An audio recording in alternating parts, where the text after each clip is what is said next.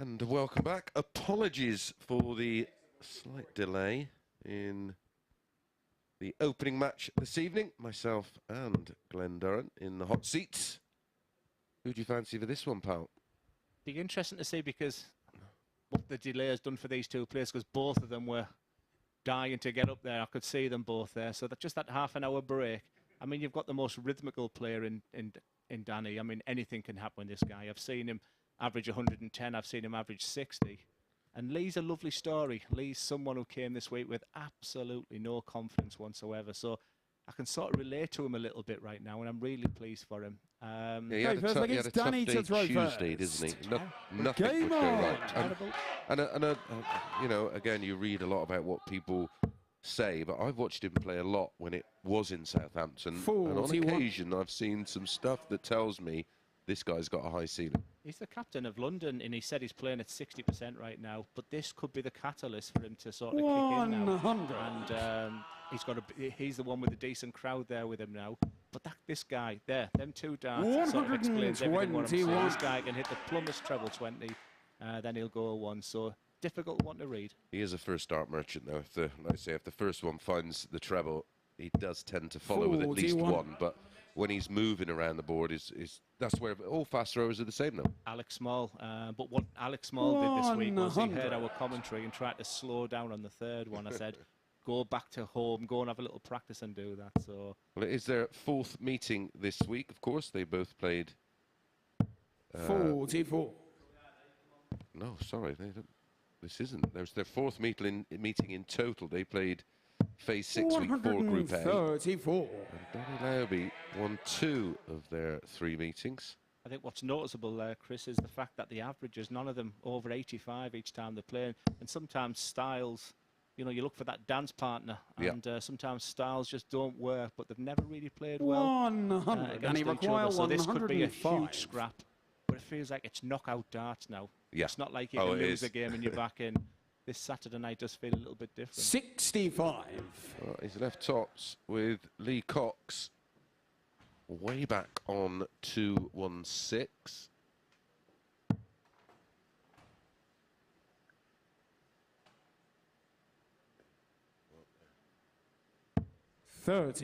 Danny require 40.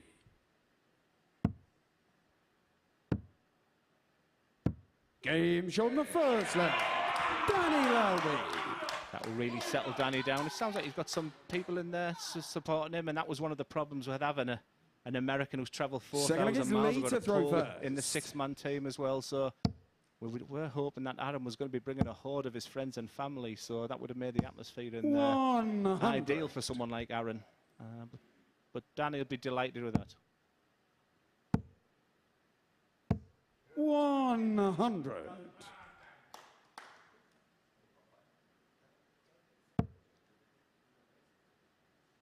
That's not the best of darts there for Lee. That's with the way it sits under, the way his darts sort of sit up, just ideally above the treble 20.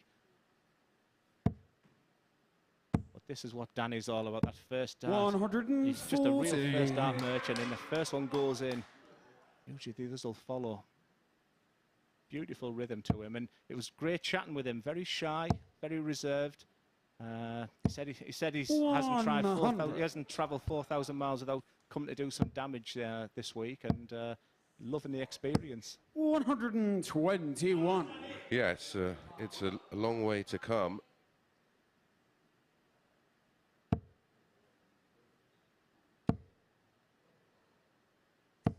And he requires 140. Although I wasn't there, I've done a bit of digging, and I can remember the name coming up, because obviously I remember Dan Lauby Sr. They require 143. From the early days of the WDC and PDC.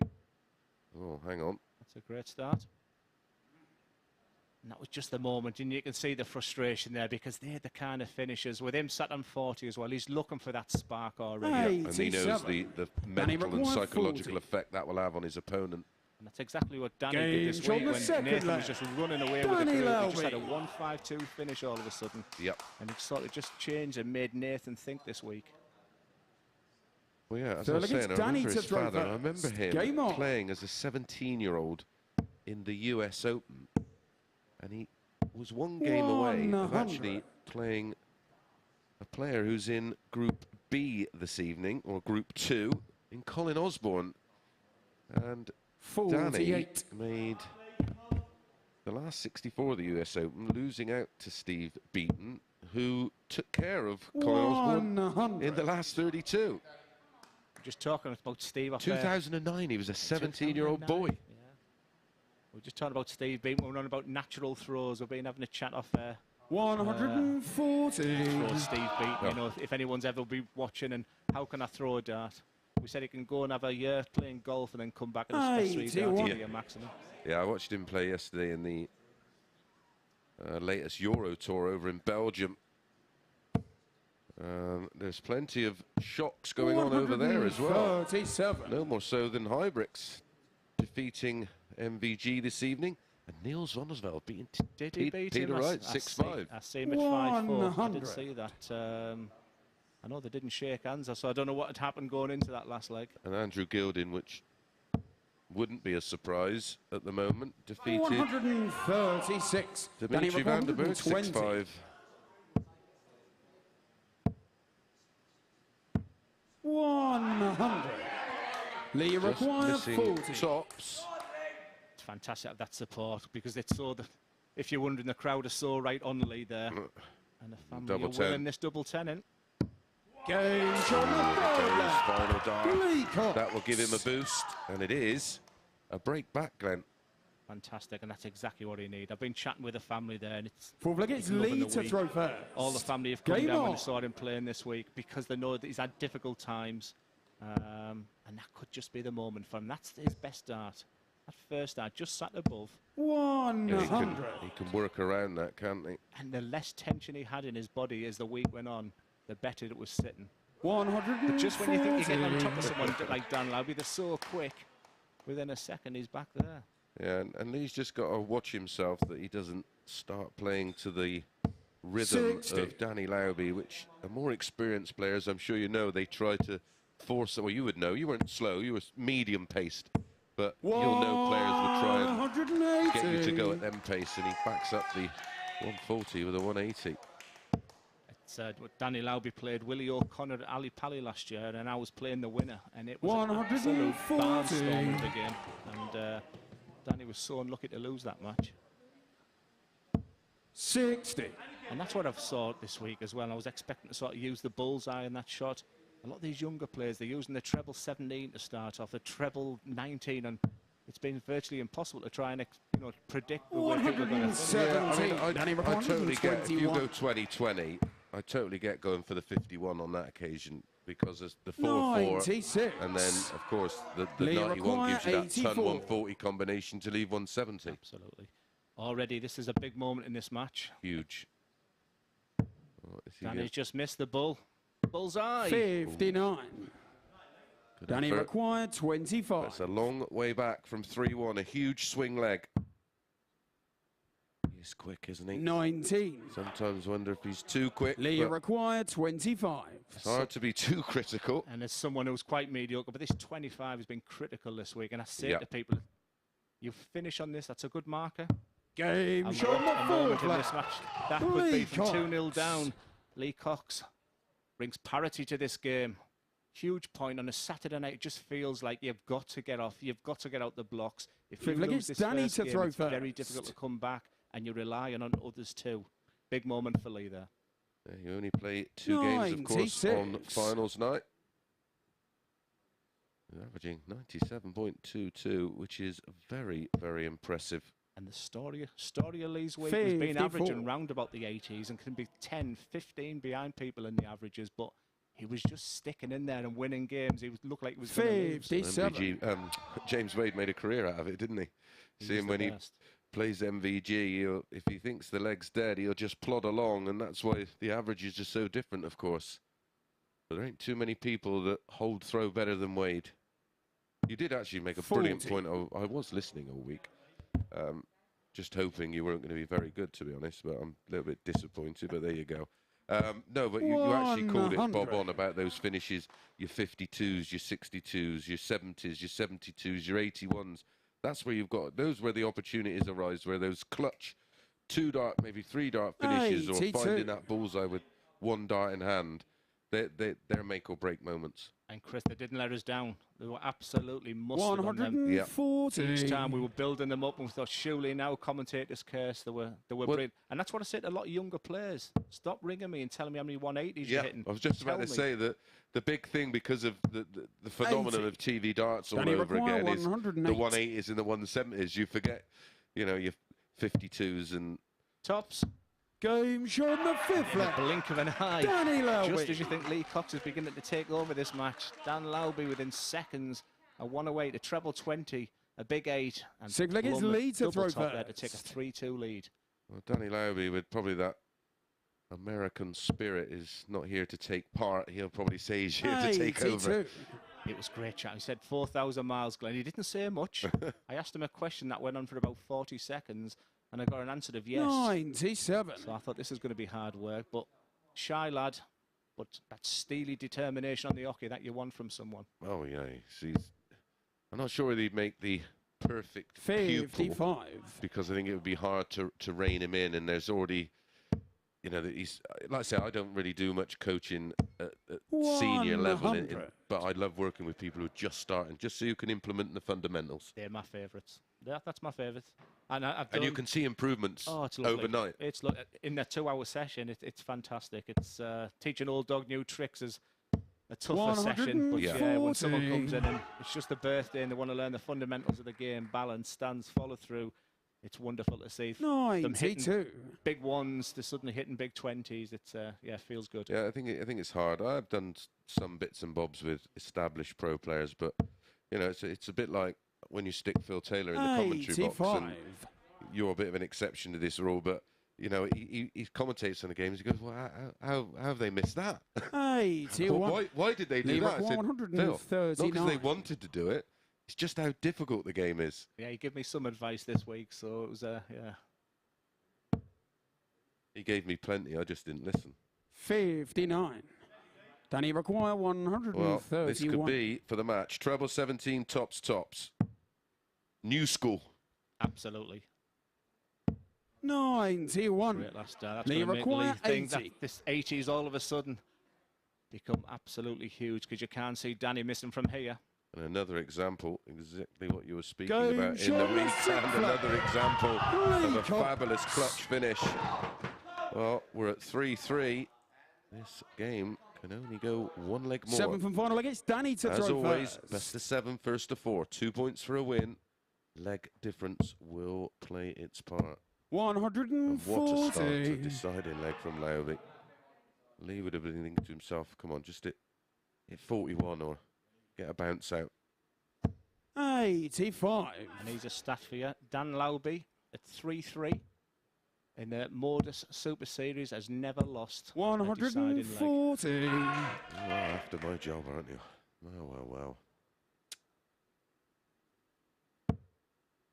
He's got to fill it just to get level in the leg. After made that fantastic stat there, I was expecting Lee to fill that up, but I'm absolutely over the moon for Lee Cox this week, because the confidence is just shining through him right now. 42. Tell you a player who I've seen a lot of down at Southampton that didn't play, and again, it may be because of that transition onto this different environment. Is he going to fight? He's moving all the way left.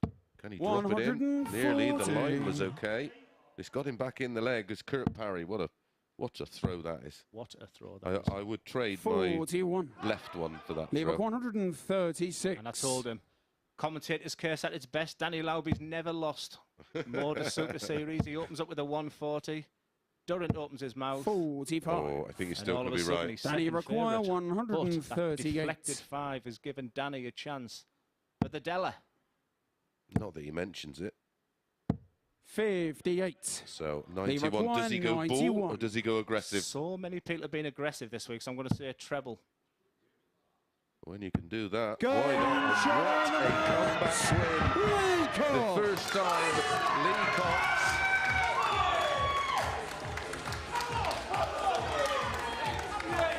First time Lee Cox was in front in the whole match, and he leaves it to the deciding leg of the contest.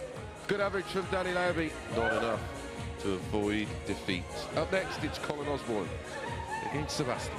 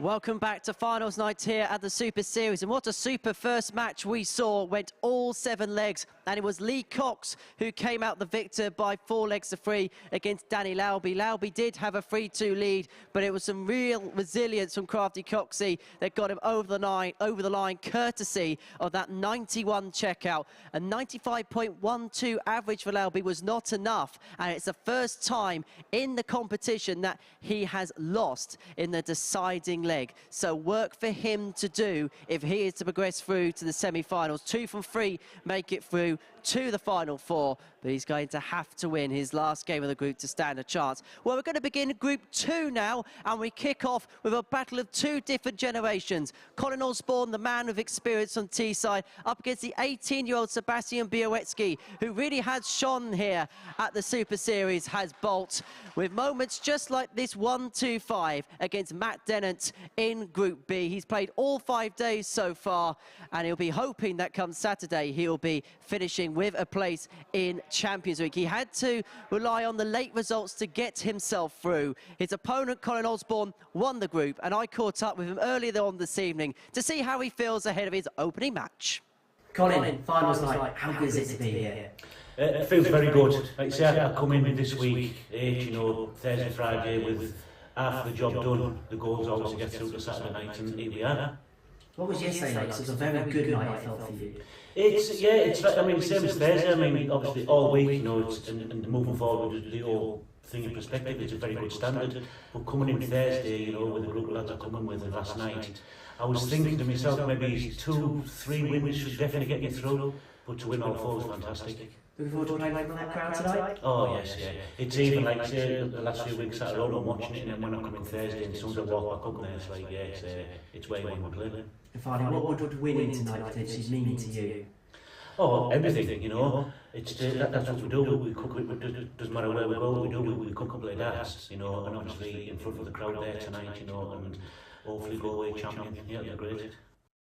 Solon, those are thoughts of Colin Osborne ahead of his opening game of the evening. Will the Wizard provide some magic, or will Bolt get out the traps quickest? Chris Mason and Glenn Durrant are your commentators. Owen Binks is the man in the middle. Yeah, welcome back, everybody. We've got the most experienced Super Series player in Colin Osborne. This is his 331st game in the MODUS Super Series. About how many caps you had for your county, wasn't it? About that, yeah. Against Sebastian, one of the most inexperienced. But what a player he's been. We've barely spoke about him this week, Chris. Well, it screams the ignorance of youth, doesn't it? Because he's not damaged goods. He's not had those terrible, painful defeats that he'll dwell over and yeah, almost just not sleep over. Yeah, it's been quite refreshing to see him next door. Obviously, he's doing his own thing as young players do, phone in hand. So I've seen him, how quiet he is, how reserved, how shy when you talk to him. And then I've had Arron Monk. Polar opposite. Okay, first, like it's Colin to throw first. I've first seen Sebastian, of course, in the UK Open. And he hit that wonderful 9-darter and then lost in his next match to someone who hit one against him. 17-year-old he was that year. And he backed it up with the quarter-final this year. Yep. 45. This guy has been there and done it, of course. Yeah, you shouldn't be biased, obviously, as a commentator. That's one of the things I said, but obviously Colin is an absolute legend where I live, a legend of a man, and yeah, he's a good guy. And just to sort of see him play well and happy again, it's really, really nice. Yeah, had a few 9-darters in his career, 4 in total, 1 back in March of 2021 when this was the live league, of course. 140. He's got the highest win rate this week, 75% of every game he's played this week. So he came in here tonight as obviously one of the favourites. To complement that with his experience as well, I think he's here to win the prize tonight. Yeah, he's definitely got it about him this evening. 92. They played twice this week, of course, in Group B. Colin winning them both, 4-1 and 4-2.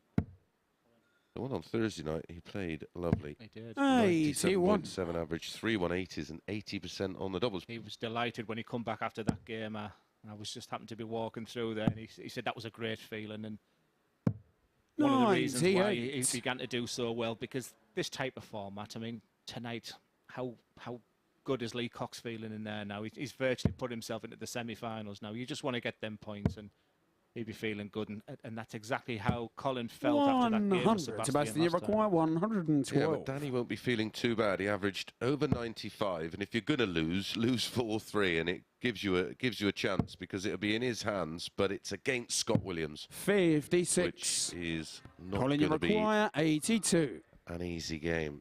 So Colin will be looking at the Bulls high with the first dart. That's the perfect dart. Double 16. Double 8's been good for him this week. Game shown the first. And it continues with that trend. It's a lovely start for Colin Osborne. Exactly what the doctor ordered. He leads Sebastian 1-0. An 18-dart hold, and that'll be more than enough Second against Sebastian to throw first. The initiative in this one, because you feel that Seb's that kind of player that you've just got to, you know, keep on the reins. What I did like was Sebastian a couple of times, because you get no emotion from him. No. Christopher Tasker Jr. I've been calling him in the commentary box. He's, you know, whether he's sort of that's his mentor or something, but just as we say that, Colin's been hitting some massive 180 scores this week. A sign that he's very, very happy with his throw right now. Yeah, 97. I get where you get the Ratajski element from.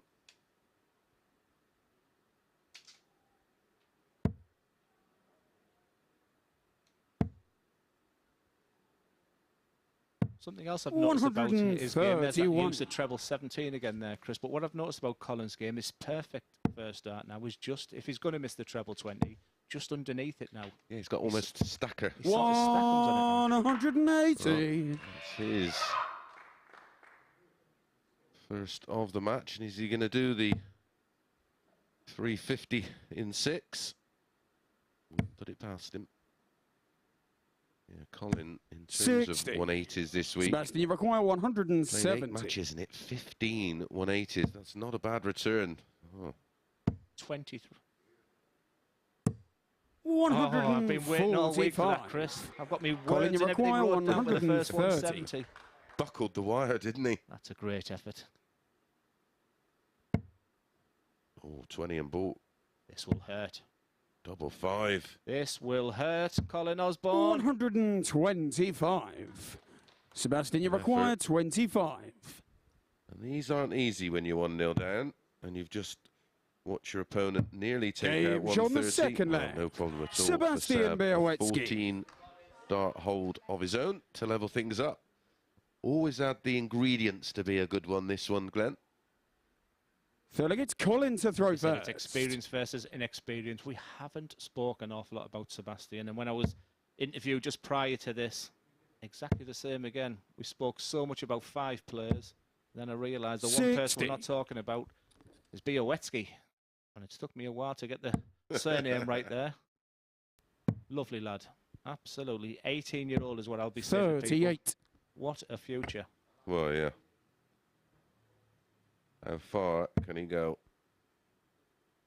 I remember, as you probably do, 140. And I remember a 14-year-old Michael Smith and thinking, my goodness. Yeah, it was for me. It was Van Gerwen. I think it was in Norway. One of the Scandinavians. 96. I think James Wade, Andy Jenkins, and all them guys were there. And this 14-year-old lad from Holland. Yeah, that was probably the best teenager. Luke Littler.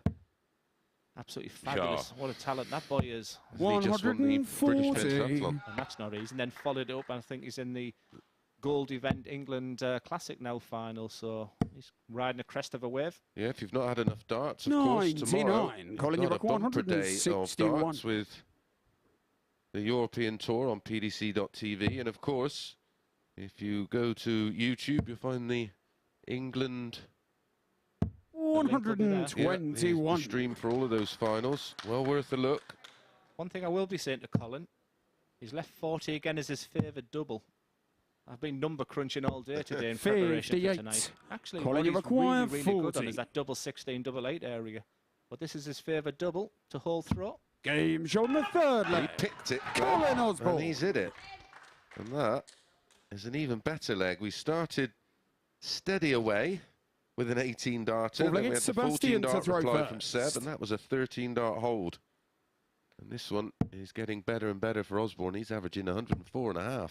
We did say this had the ingredients to be a great game. It's going with throw, and that is one of the strengths of Colin Osborne, who's winning on average 7 out of 10 legs when he's got the throw, and that's a really good dart. That's what's changed for me. And yeah, he's just probably stay there as well. 60. Well, it would be a slight equipment change in shape of flight or length of stem to make that dart enter flatter, and it's obviously been a conscious decision from him. 61. 5 years, Chris. Yeah. I sat with him, he said, Glenn, it's took me 5 years, so talking about my problems, he said it's not going to happen overnight, and but it's just so refreshing to see him, and just seeing him backstage, and now it's like the old Colin Osborne, who I admire, and Like I said, I'll be probably the first person to cheat if he won tonight. 140. I think he reached the top 10 in the PDC as far as maybe number 9, I think. And sometimes you doubt yourself. Why am I playing like I am now? But listen, anybody who can get to the top 16 of the PDC, 95. pretty much any of the last couple of decades has certainly produced at a level to get that high. 55. yeah, do you remember that one where you won 50 quid a leg? Was it the Champions League? Or yeah, Championship League, Condon Park. I played in it and did some media. Actually, I did some spotting in there, and it was myself and because there was 2 boards, wasn't there? One either end of a room, and me and Richard Ashdown. This is the glamour of TV in a transit van with 2 tiny monitors. Him doing the spotting on one and me doing the spotting on the other. I hope you're a better spotter than that Scott Giblin this week. 58. Derby fan, isn't he? Up the Rams. 6 darts from here minimum now for Colin. That's the start exactly he wants. It'll make Sebastian think. That's for sure. 91. Well, Sebastian require 87. Treble 17 for double 18. And that's next door. 78. Double 12. 75. Very nearly. Colin, you require 100. I fancy Colin for this one if it's a big 20. It's a 4-leg swing. 3, 1, 2 each. Absolutely huge under this best of 7 format. Tops incoming. Have you noticed he does this thing where he just looks away before 60. refocusing back at the board? Sebastian, you and has he always done that 12. little thing where he's just climbed on his toes before he throws? It's, It's that the first part is a collaboration, but that's a lovely dart Sebastian Bialecki. Well, he's got away with one there. You feel a 19 darter out of the blue, that one from Colin. And that was double 6 there from Sebastian. There's 3 Colin doubles to he's throw never first. missed under the MODUS Super League. Double 6 is one of them. Wow. And you won't get the other 2. Double 17. Never it. Double 15 and double 5. So I've been keen to see what he was like and then 3 doubles there. Double 6 was kind to him once again. Well, we had a big disparity in averages in our opening game, Glenn, didn't we? And that, well, that went the other way. 60. Will Seb do the same in our opening match? It was a 95 average in defeat for Lauby. Well, Lee Cox averaged just under 85. It's been a real indicative of Lee Cox's 60. week. Yeah. It's never been in matches sometimes, and there's the term winning ugly. Yeah. And that's exactly what he's been doing. So then you start thinking, is it my, is it my week? 100. This one beautifully poised. Pressure on both. 140. What a time to find a 140 to leave 167. A virtuoso throw from Osborne, who's played some of the best darts for many, many years. 58. Colin, you require 167. Board management might be key here. Might just stay there, actually. Yeah, I would have. Want to talk about the experience. 127. Leave his favourite double tops. You can't just simplify. The game's hard enough without making it more complicated. And that's a worry I have with Scott Williams. You know, he can get away with it at maybe this level, but you know, he's got bigger aspirations. 40. I think he's he's guaranteed himself a tour card, hasn't he, next year? And I'm not sure how some of those tactics will work out. And that's a 13 darter in response. I think he's got a magnet in the double top tonight.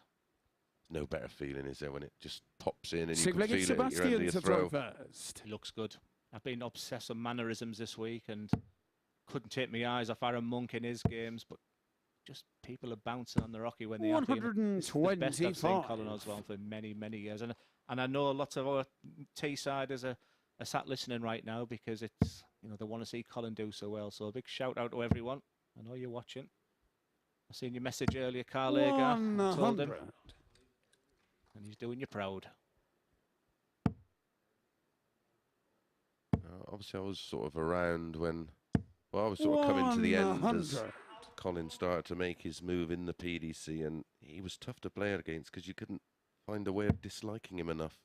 Yeah, I have a lovely story. Maybe too long because of the stage we're at here, but he went from 140. local league. He moved to Derby. We'd heard this reputation, how good he was, and I thought, well, that's impossible in 6 months. Went to see him at the UK Open, and all the rumours were correct. He'd gone from a good player to a great player within 6 months.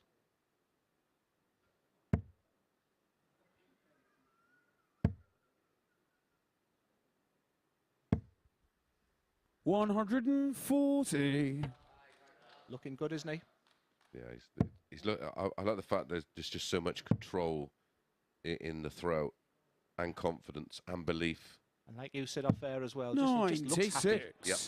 Colin, you require happy players are dangerous. 121.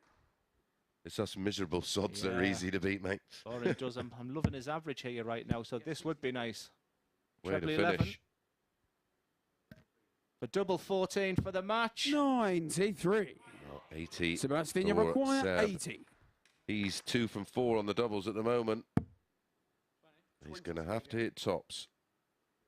Single 20 to stay alive in this opening match in Group 2. And he's just over pitched. And all you want to do Colin, first game of the night is 28. come out the traps and get the 2 points on the board. Well, Osborne's done that. And if you'd asked him beforehand that you're going to get 3 darts at 3-2, he'd have snapped your hands off for this double 14. Bless you, when you're averaging over 102 and he pops it in for back-to-back 13 dart legs for Colin Osborne to see this one over the line. Look at the averages, 102.10 for Colin Osborne, a very respectable 88.17. That's just over 29 per dart. That was proper quality back in my day. But the doubling from both was decent as well. 4 out of 7, 57% for Colin Osborne. When we come back, we return to Group 1, and it will be our first look at Scott Williams, who faces Lee Cox.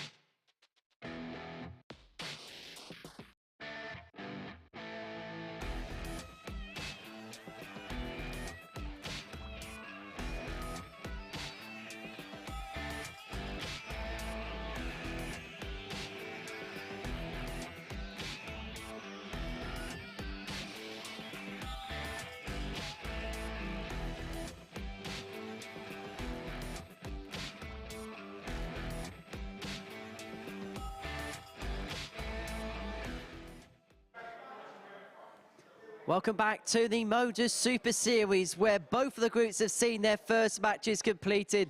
And what a performance that was for Colin Osborne to get his night underway with a 4-2 victory against Sebastian Bialecki with an average of 102.1, an 82 finish there, 57% on the doubles. There really was not much not to like there from the Wiz, and Bialecki himself averaging 88 and yet was on the wrong end of a 4-2 scoreline.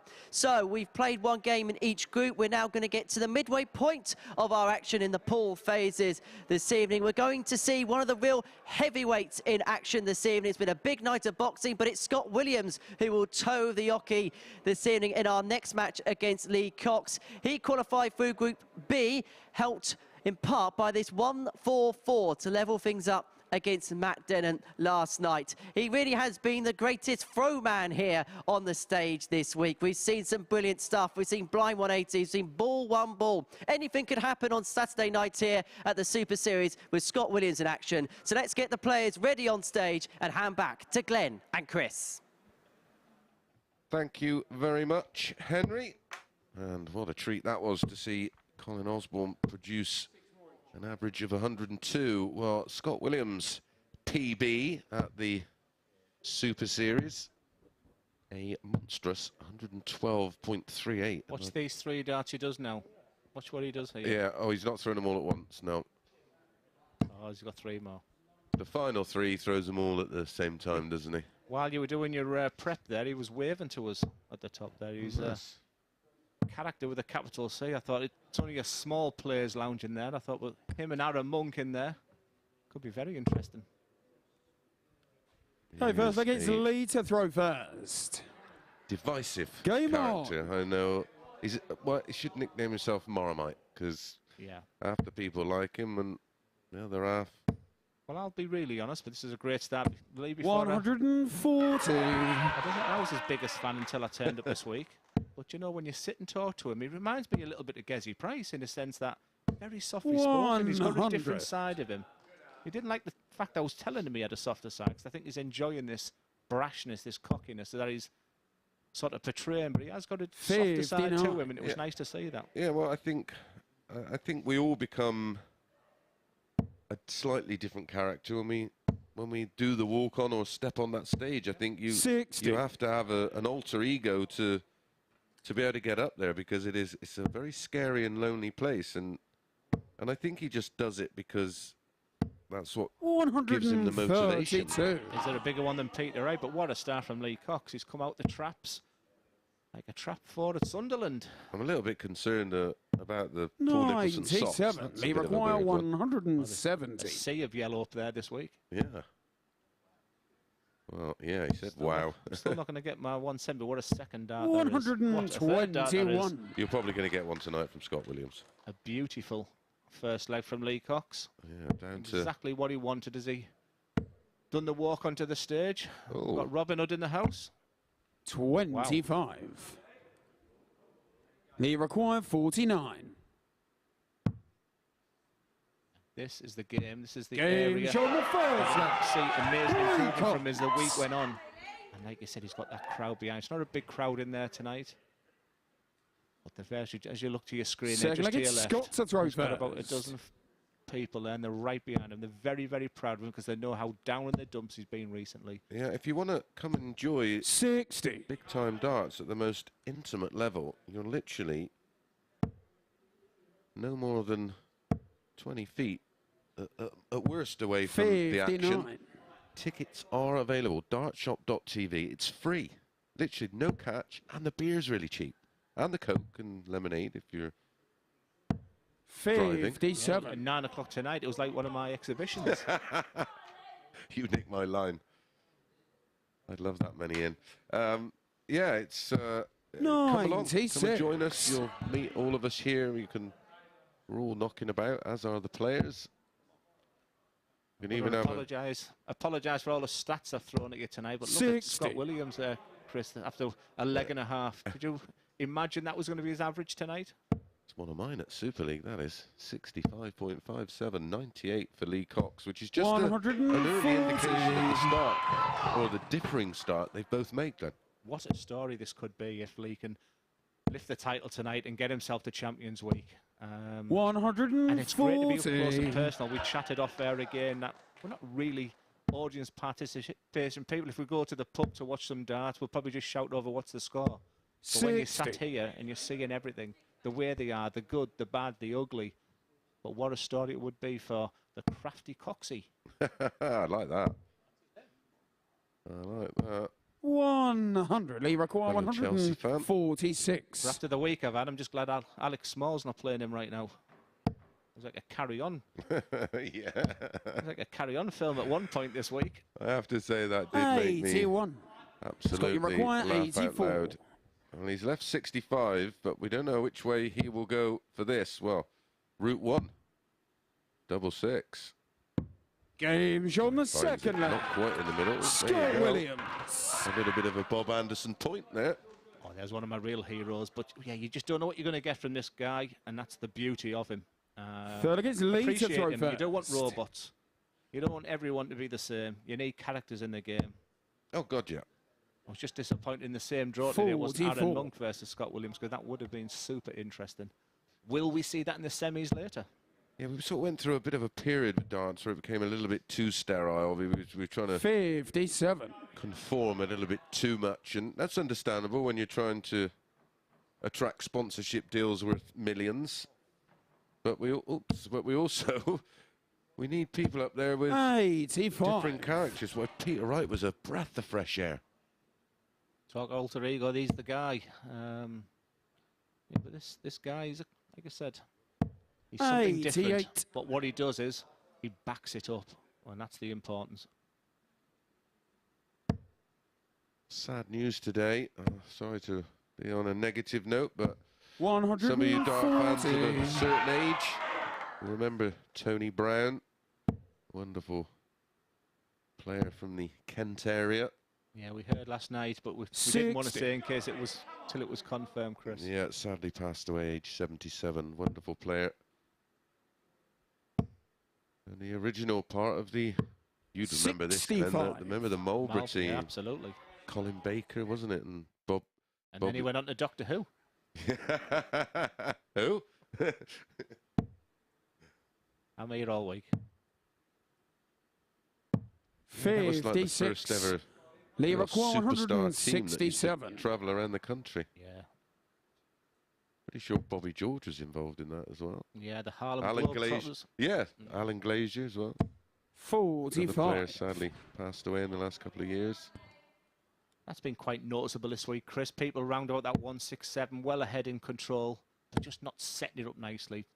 Gives an opportunity when Scott Williams was not in this group. Again, down to experience and board management. And I think more board management. There's so much talent about 130. here, Lee require and, 122. he's used the bullseye. Fantastic there. You can sometimes be guilty of forcing, and there's a perfect example. When you're in a match of this importance, make sure of the 18. Get that dart at the ball. 67. My words, exactly. 72.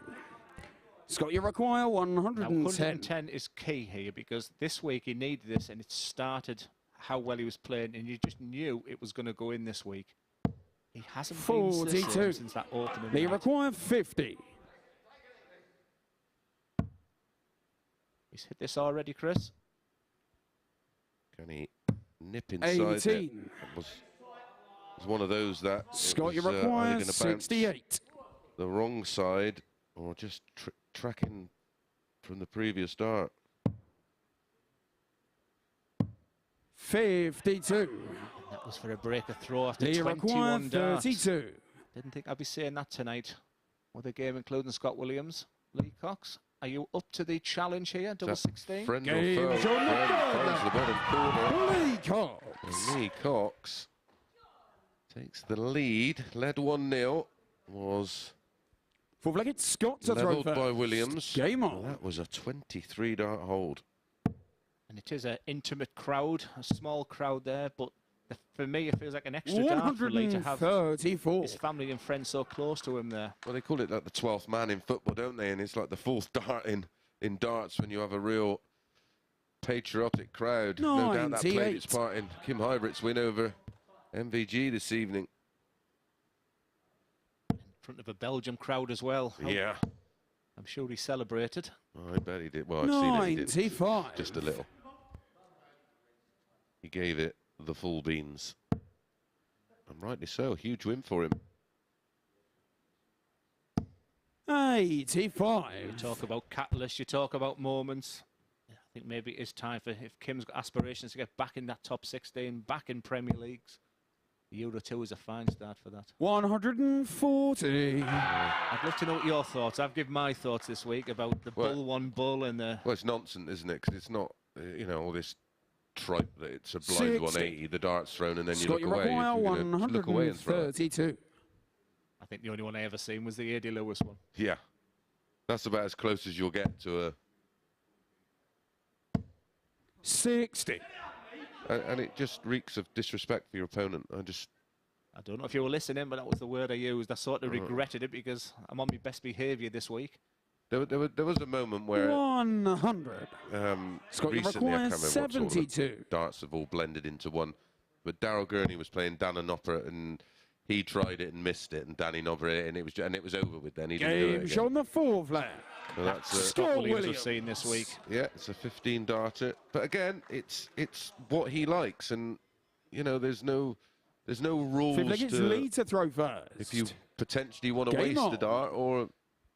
Well, they've had a good laugh back, you know, at the table there chatting about that. Yeah, It'd been interesting if he'd done that against Chris Mason. Yeah, good luck with that. 95. I'd be whistling one past your ear. That's the dart for him. That's his best dart. Yeah. These will follow. 140. And listen, it's not a personal thing. It's just that I think the guy's so talented that you would feel 140. he would benefit from being more focused and more concerned about winning matches than doing something spectacular.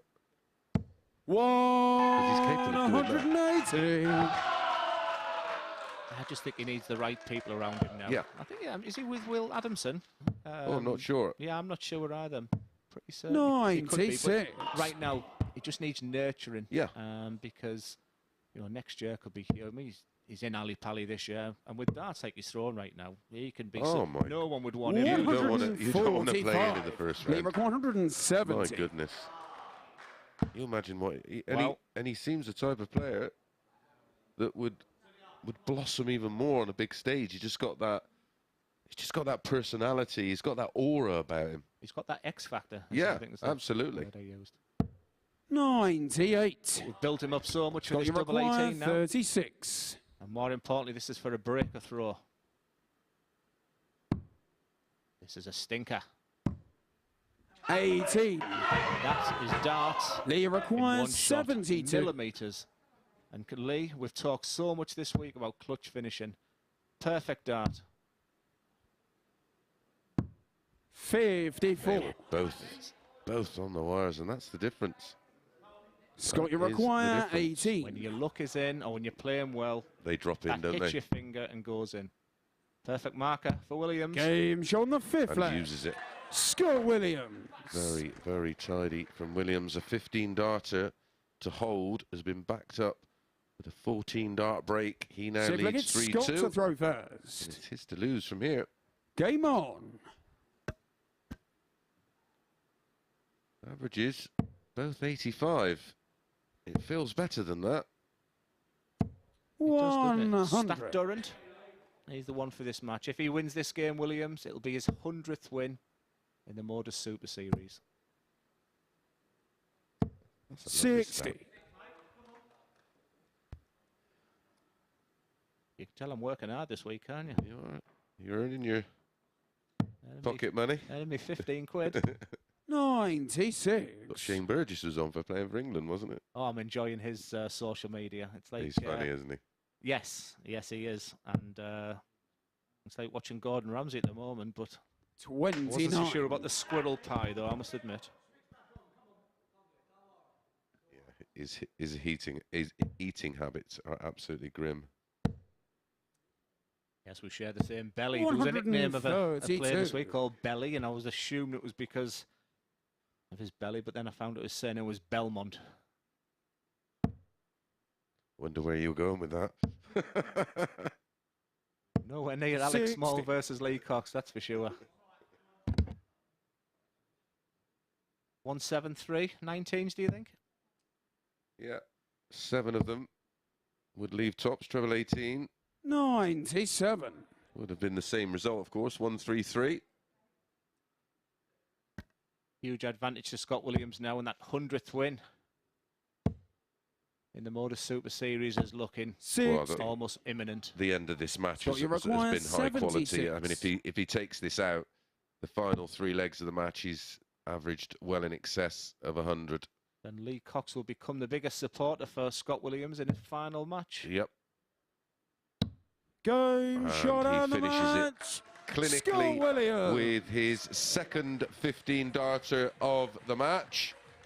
He's seen that one out in just 44 darters, an average in excess of 100, an indifferent start. Those players hitting 4-140s, checkouts 40% against Lee Cox's 28.57, and that was a bit of his undoing, because early doors he could have caused him all sorts of trouble. Right, when we come back, it will be Seb against our first look at Arron Monk.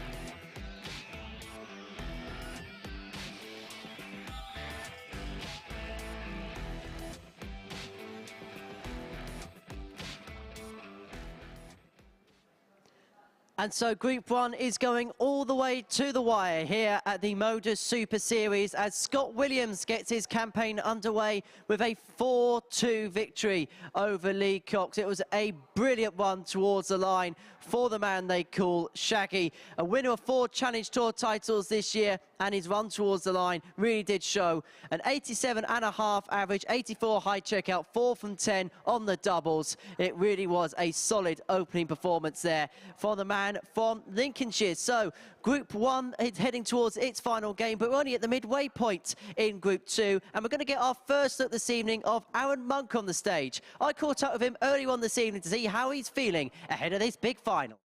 Arron, finals night, how pleased you to be here? Yeah, really pleased. I did think I'd make it, but obviously that don't mean nothing, but yeah, I'm more than happy. I was going to say, it's been a good couple of days for you, hasn't it, really? Yeah, I mean, I didn't know what kind of form I was coming into. I've been working so much, so... But yeah, I'm happy.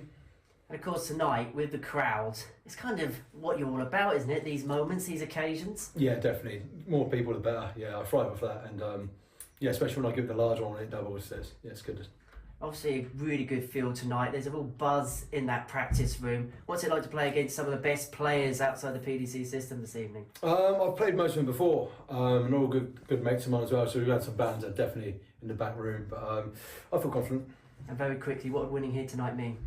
Oh, a lot at the moment, yeah, in this stage of my career, yeah, I'm trying to kick-start it, and this would be a big boost. So Arron Monk, the former World Youth Champion, takes to the stage as he takes on Sebastian Bialecki, a young player we may see plenty of in the future. In the commentary box, 2 men who've made their fair share of World Match Play semi-finals. Glenn Durrant, Chris Mason, you're in very capable hands, guys. Yeah, we just sat here with our fingers and toes trying to work out the scores for Group 1. But this one's a little bit more straightforward. If Arron can take the points against Sebastian, then it'll be Arron and Colin Osborne going through to the semi-finals. Well, a bit of advantage for Seb, of course, having already had 1 game against Colin Osborne, losing out 4-2. Good performance, though, from Colin, has to be said. Not too much could have been done about that. One of my favourite shirts that he's wearing. Obviously, when you played for England, Sebastian you remember the red trousers of Bob Anderson, and I had to wear a pair, unfortunately. And then when I first played for England, it was the heaviest, most horrible shirt that you had to wear, but you wore it very proud. What a start for Sebastian. 120. What year did you make debut for England? I'm terrible. I'm terrible with 2013, possibly. I went to the World Cup in Canada. Tremendous. And then we got these shirts maybe 2 years after, and obviously Arron's very proud when he was chosen recently, so... They are nice. Yeah. 60. I think I made my debut in 99 or 2000 at the wonderful Merthyr Tydfil. Snap. Did you make your debut there? Well, we'd won the home nations for I don't know how many years, and I get picked for England, play against a Super League teammate because I was playing in London Super League there, and then against Wales I played Martin Freeman, probably a player you know, and he played Super League with my dad and me. Nice. So it was 2 Super League mates I played on debut.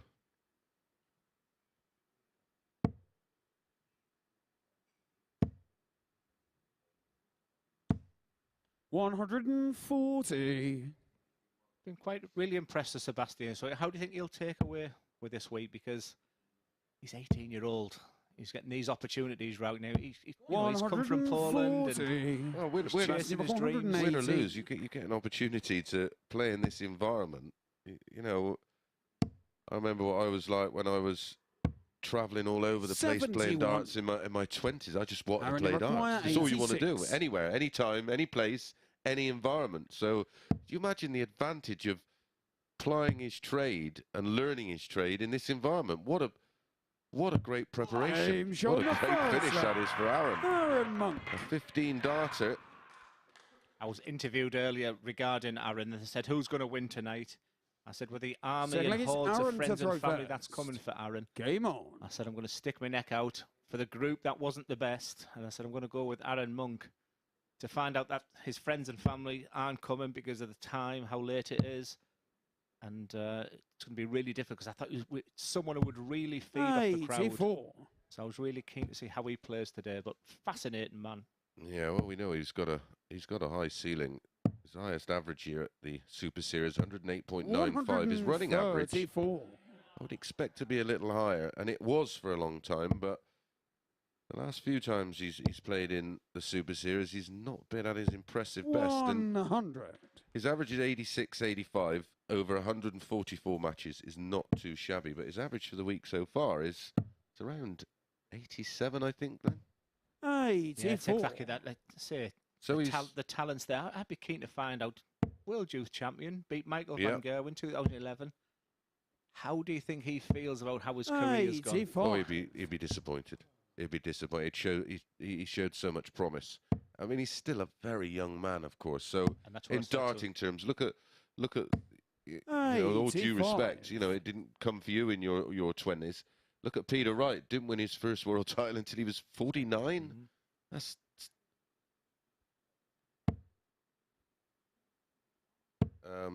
so that's the beauty of this sport. You know, it's not age dependent.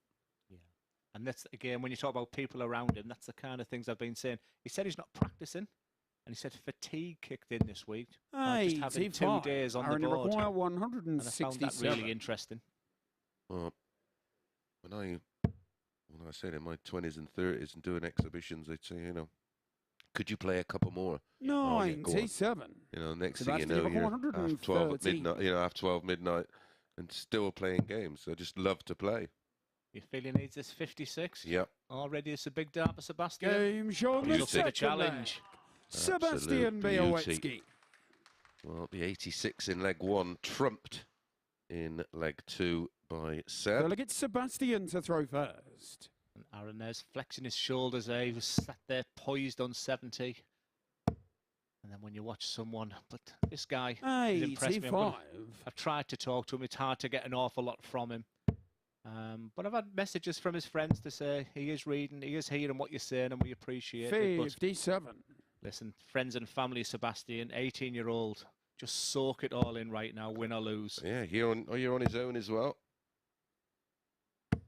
55. You've got to take in, you know, it might be it's got to be a quite intimidating environment, but you know, he has been doing this for nearly a couple of years. 54. I thought the intimidating side is actually is the practice room. You know, when you've got the Scott Williams, the Arron big Monk characters in there, isn't there? And he just quietly sat in the corner, similar to Stephen Belmont, obviously. 140. Language issues and personality issues, but it was bouncing in there when Arron and Jamie Kellen and all were in there. It was, and that was my introduction to the commentary, and I thought this is what it's all about. Yeah, I think it'd be a lively week 12 when I make my maybe first and last appearance in the Super Series. 45. I'm not looking forward to the banter from you, that's for sure. Although, Payback is a female dog. 136. You've got to take it. 176. Happens an awful lot this.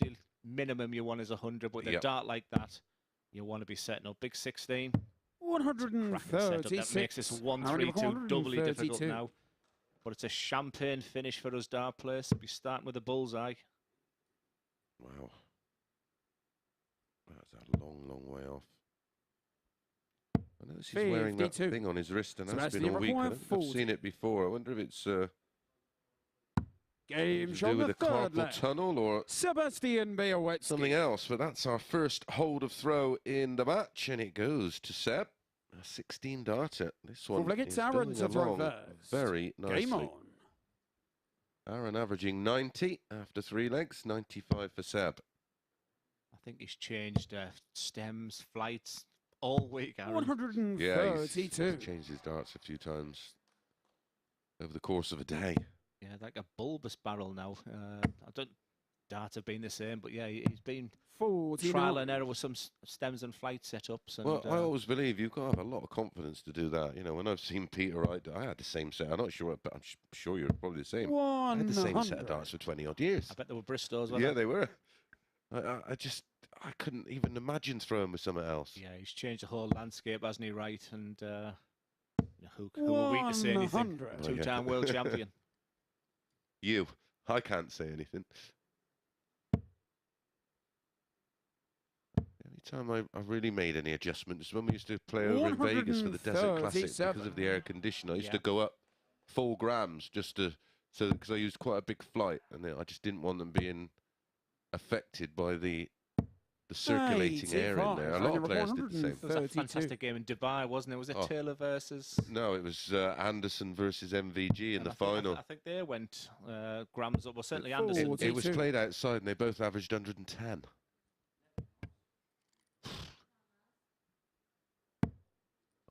I remember being at home watching it, just shaking my head in disbelief and admiration. 41. Arron, you require 90. As bad as that throw was, I was just keen to watch Sebastian there. It was a big one, last thing he wanted, but no reaction from him. 70. I sort of get it with your opponent back on 226. I just don't get why he didn't go for another 25. 59. Arron, you require 20.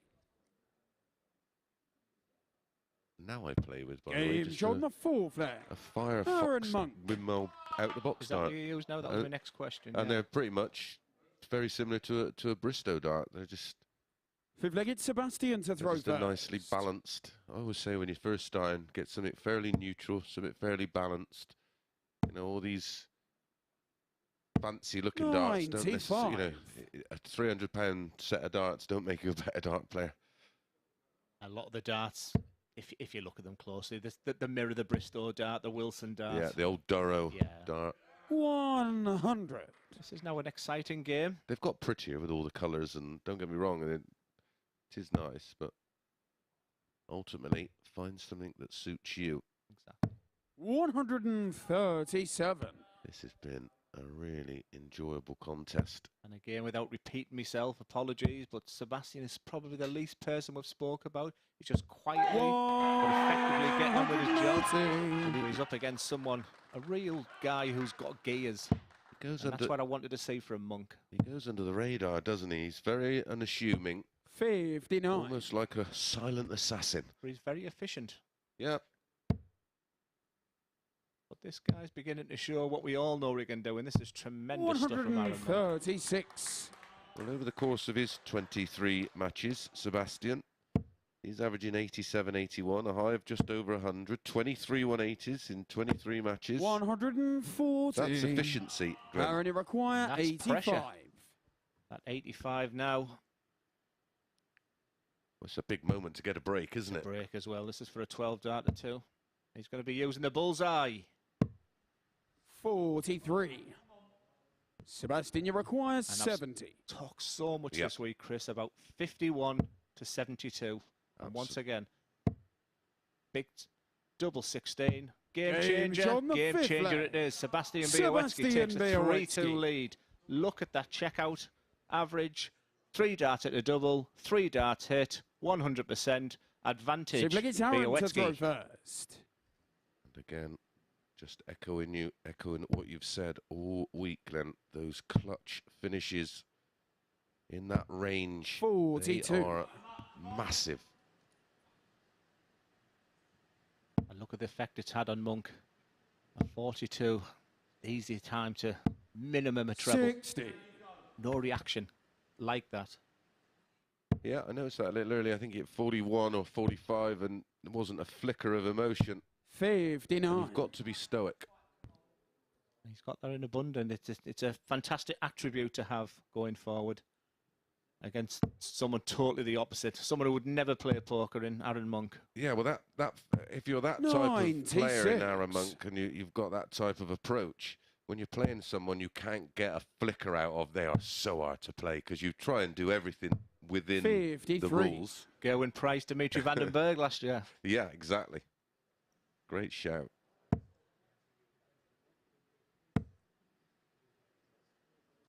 $100. He's in a great position now. Arron needs a spark, and he needs that spark right now. Yeah, needs to fill it up, ideally. He's not a massive 180 hitter, Arron.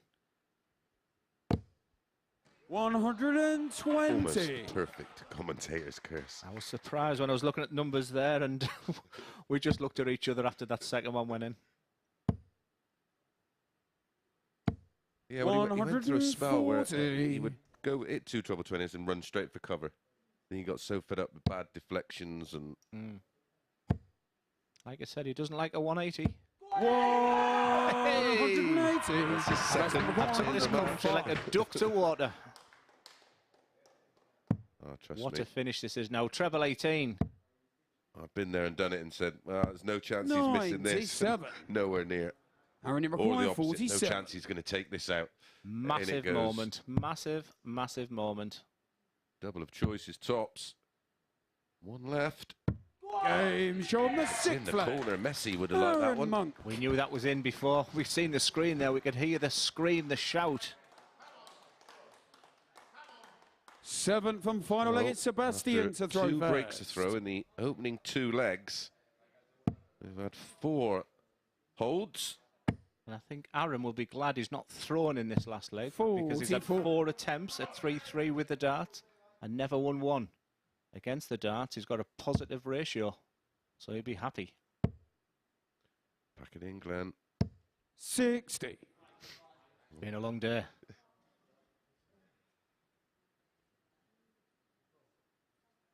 Oh, talking Whose of shoes would you like to be in right now? yours. 139. Well, yeah, it's hard chasing in these deciding legs. There's one stat of Michael van Gerwen's had. Oh, it's incredible, isn't it? He went something like 101. 24 consecutive matches winning in the last leg decider. And it was an opponent, we knew that because all of a sudden it was newsworthy. Yeah. And if you go up there and you're 5 each, you know what the 114. commentators are saying in the background, but Oh, yeah. this is pressure. Pressure, pressure for Arron Monk. 6 starts for Seb at 178. 55. And again, all about the approach play. Board management. This is the area I've been talking about. Some people have been really disappointing here, and there. 85. Great last start. Yeah, Great massive- last start. Huge difference in it between 133 and 93. Off 93, you could almost guarantee a match start at the ball if you choose to go the safe way. 36. Minimum 6, 9 darts from here. Require 93. Well, this is not all bad news for Arron Monk. Because he's going to lose, which is looking 61. like he will. Arron would have to do a bit of a number. We'll be getting our fingers and toes out again. Oh, we will. This opens it wide open again. 87. Second of the last Sebastian, dart you anyway, so require any pressure you 32. tried to put on Sebastian, It's not there. that's straight dart, poor dart. All the pressure of a flat tyre. 14. I was Oh, going to say not the end of the world because I thought that was out the board. so did I. That But leaves a stinker. we know what can go wrong with double 9 outside, inside. Arron still needs to put pressure on it. 90. Just Sebastian, you about require does that. 18. Does he split? Straight at it. Now he's got to watch the edge. Oh, no, that looks like it's too close. No score. And it was. He can't believe it. That's the first bit of emotion we've seen from the Bolt. In a leg that Arron Monk was never in. Arron, you require 72. He'd be absolutely delighted. Well, he's going to pick his pocket here if he takes this out. It's all about opportunity. Not even more a mask. What a dart that is. Go, What a shot finish on the that is. And we can marks. hear, Arron we can Monk. hear the energy, the enjoyment, the relief as he goes into the semi-finals. The tail of the tape. Arron Monk wins 4-3. Sadly, we say goodbye to Sebastian, but what a week he's had. He'll be back. 4 from 8 from the checkouts from Arron Monk, but most importantly there, that clutch finish at the end of 72 is the deciding factor. We'll see Arron Monk a little bit later also.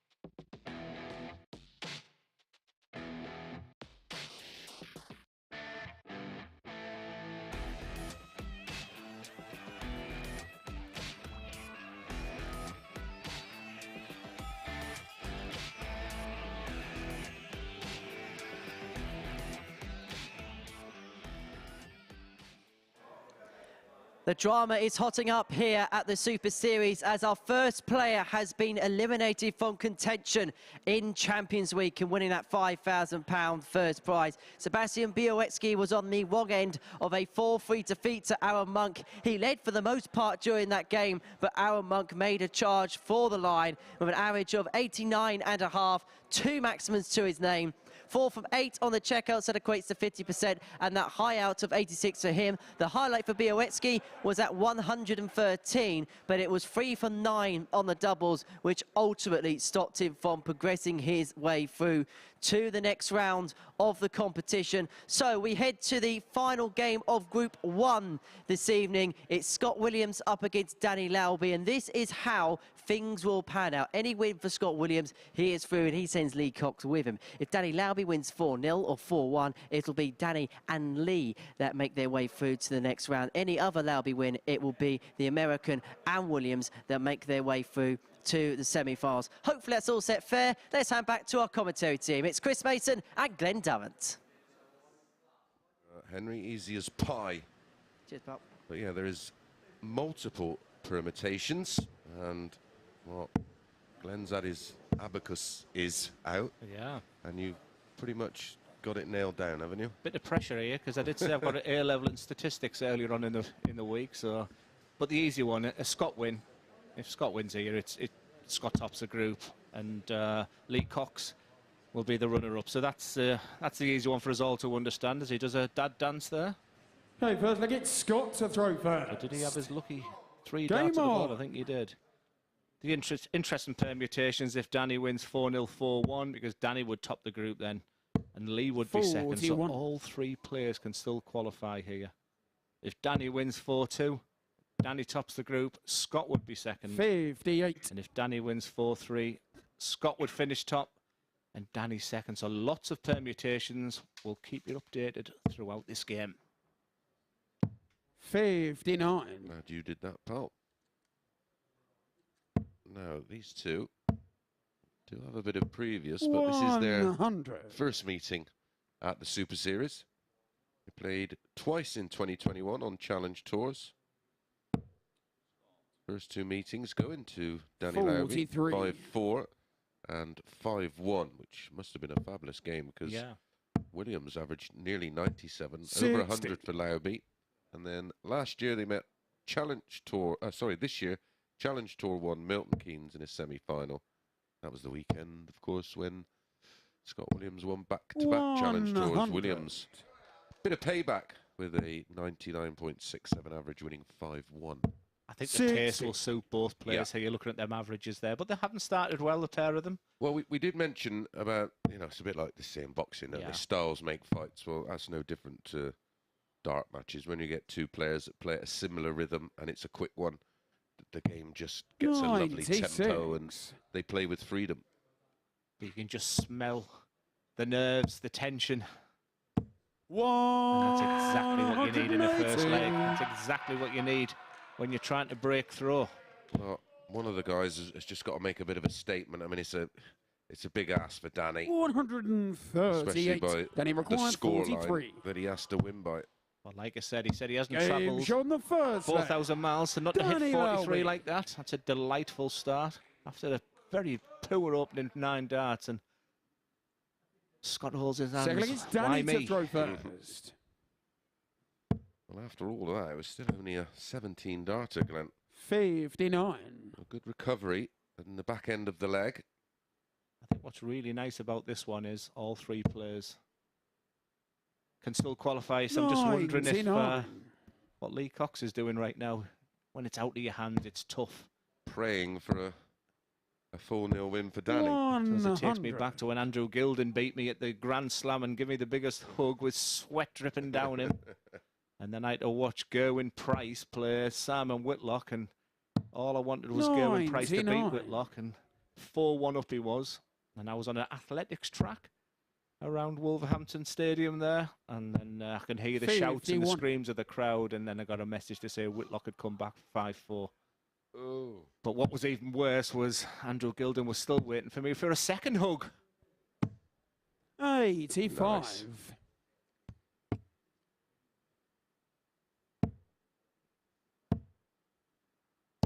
140.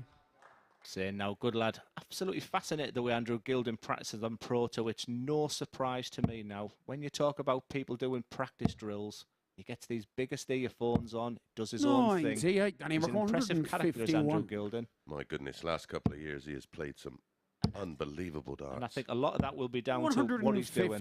And this is wonderful from Danny Lauby. He's pressured the 120 for the break back. Shanghai. Like I said earlier in the week, he just knew these were going to go in. Game show on the second leg. What a clutch finish that Scott is. Williams. My goodness. And who's winning out the loudest cheer? Arron Monk or Scott Williams? You decide. Third against Scott to throw first. So, break Game throws in the opening 2 legs, but that was some response. And Lauby was ready to pounce for a 2-0 lead. He had a wonderful 115 to lead 36. 140. But Scott Williams has got his tail up. He'll be sick as a chip. 134. More importantly, will Lee Cox have his tail up? Seeing this at 1-1. He'll be happy with where this has started. As we both look at the scenarios, the permutations. We're scratching our head. Yeah, there is many of them. 98. Cox is running out of legs, isn't he? But the bottom line is, if Scott Williams wins this game, Lee Cox is through. 139.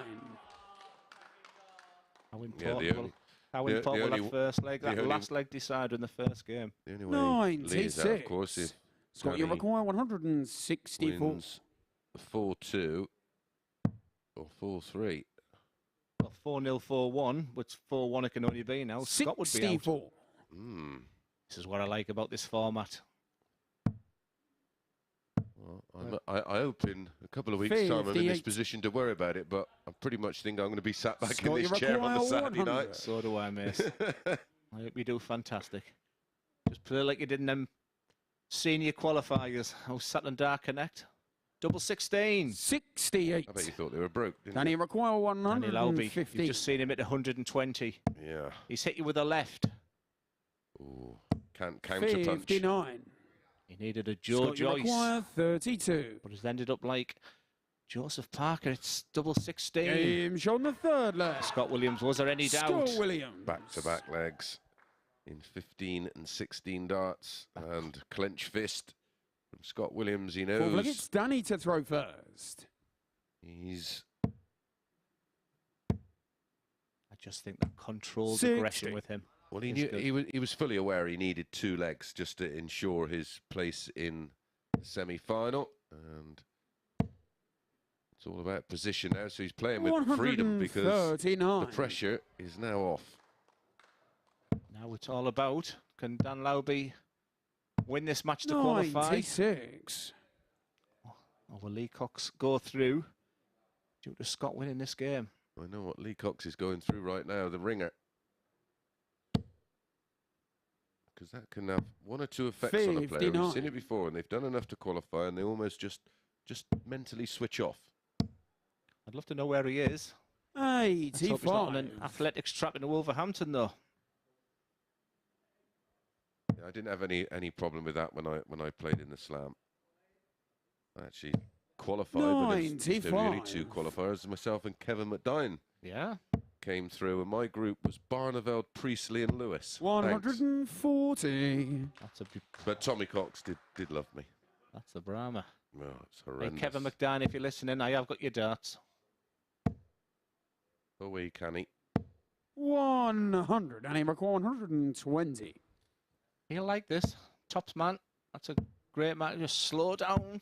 Game Shut up, Dozer. Shut up, Dozer. Danny Lauby. What a finish that is. What a group this is. That's our second 120 out of the match. And it's our second 15 darter. Just when you think it was beginning to sort itself out. Well, the averages of, we've got parity in scoreline. The averages, Glenn, 92.07 Williams.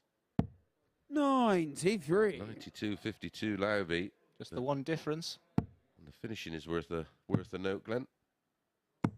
174. Waited for that 174 all week. I just want to say happy birthday to Pup Dundas this week. Enjoy their bets that they used to have at the Lakeside. As the MC's calling the 174 out.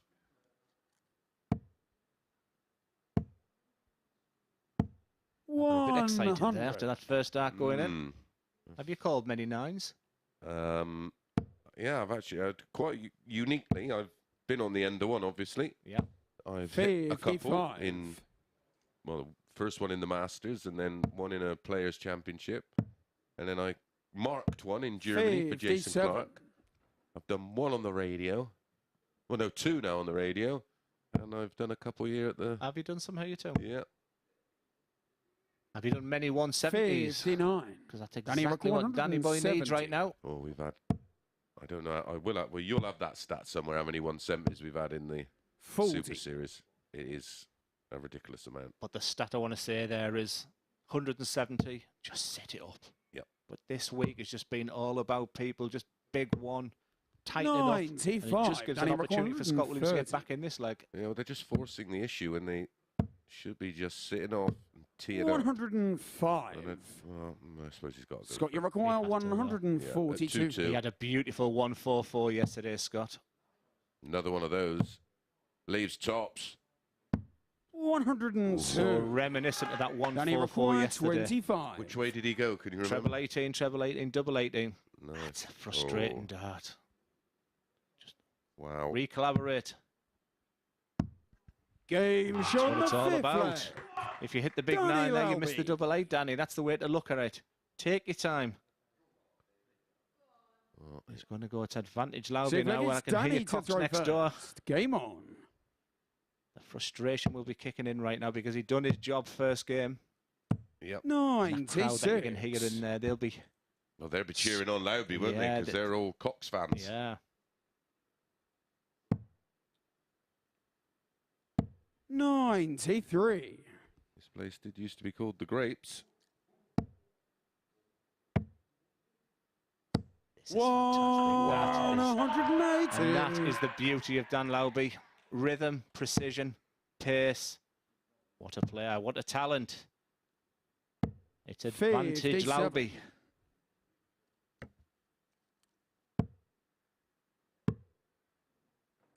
65. Real use of the board. I'm quite happy with that for him. That leaves 160. Maximum only, really. I wonder if Scott knows that he's already through. Yeah. There was that calculations. Yeah, there was a clench fist when he won that third leg to lead 2-1. 100. I think the crowd are realising, the Lee Cox fans are realising now that after the start that Lee had, they had hopes and aspirations of being in the semi-finals and going all the way. 94. But right now it's looking like Scott Williams and Dan Lauby are coming out to Group 1. Double 10 to seal the deal. Or can Williams Scott, you require take 160. us to the hill with a talent beauty? Of Williams. Do you fancy this? I do now. I do. 140. He was just on the top wire in the previous leg, and he's made the adjustment, 20. and he's just on the bottom wire. Go and it is Danny Lauby who gets the win 4-2 and guarantees his spot in tonight's semi-final. Let's have a look at the numbers. Williams 89.81, Danny Lauby 91.06, 2 180s, and again the finishing of the highest quality here at the Super Series. 4 out of 7 on the doubles. Up next, it will be our final match of Group 2. These two players already through into the semis, so it's all about position. Arron Monk faces Colin Osborne.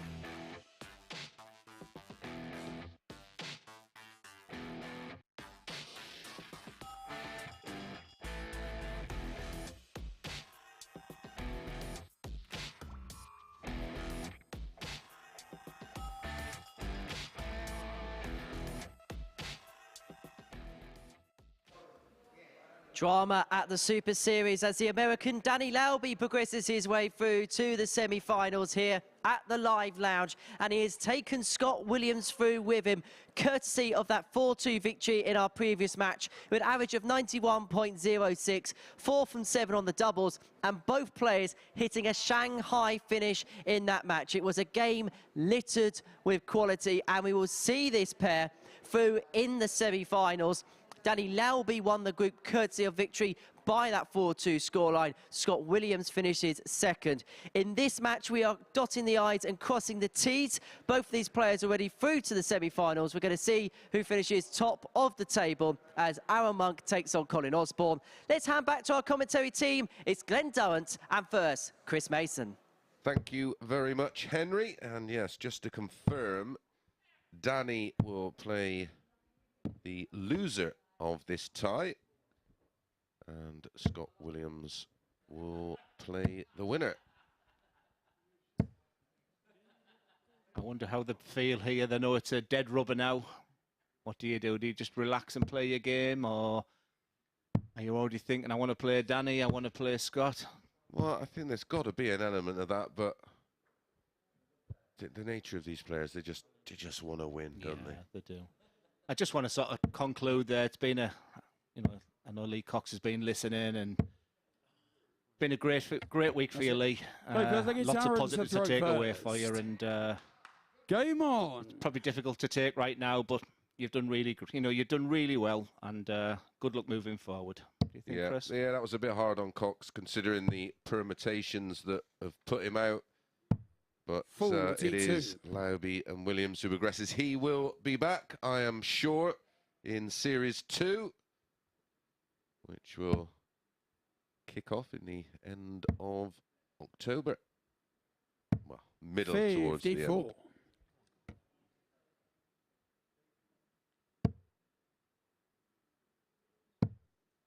But these two have some history. 96. Yeah, like you said. I won't bore you with too many stats. If it goes all the way right back to 2009. I know. Very close in these MODUS Online Super Series. But I think Arron's had the better of it away from here and some of the TV tournaments. Yeah, he's had the better of him at the Super Series stroke Forerunner Live League, winning 4-3. Best match they've actually had statistically was their very first match, Phase 1, Week 8. Final of the group in 2021. Colin winning that one 4-3 with 102.42. And away from the Super Series, it's 5-2 to Arron Monk. And he's given 59. Well, they've given each other a few thumpings.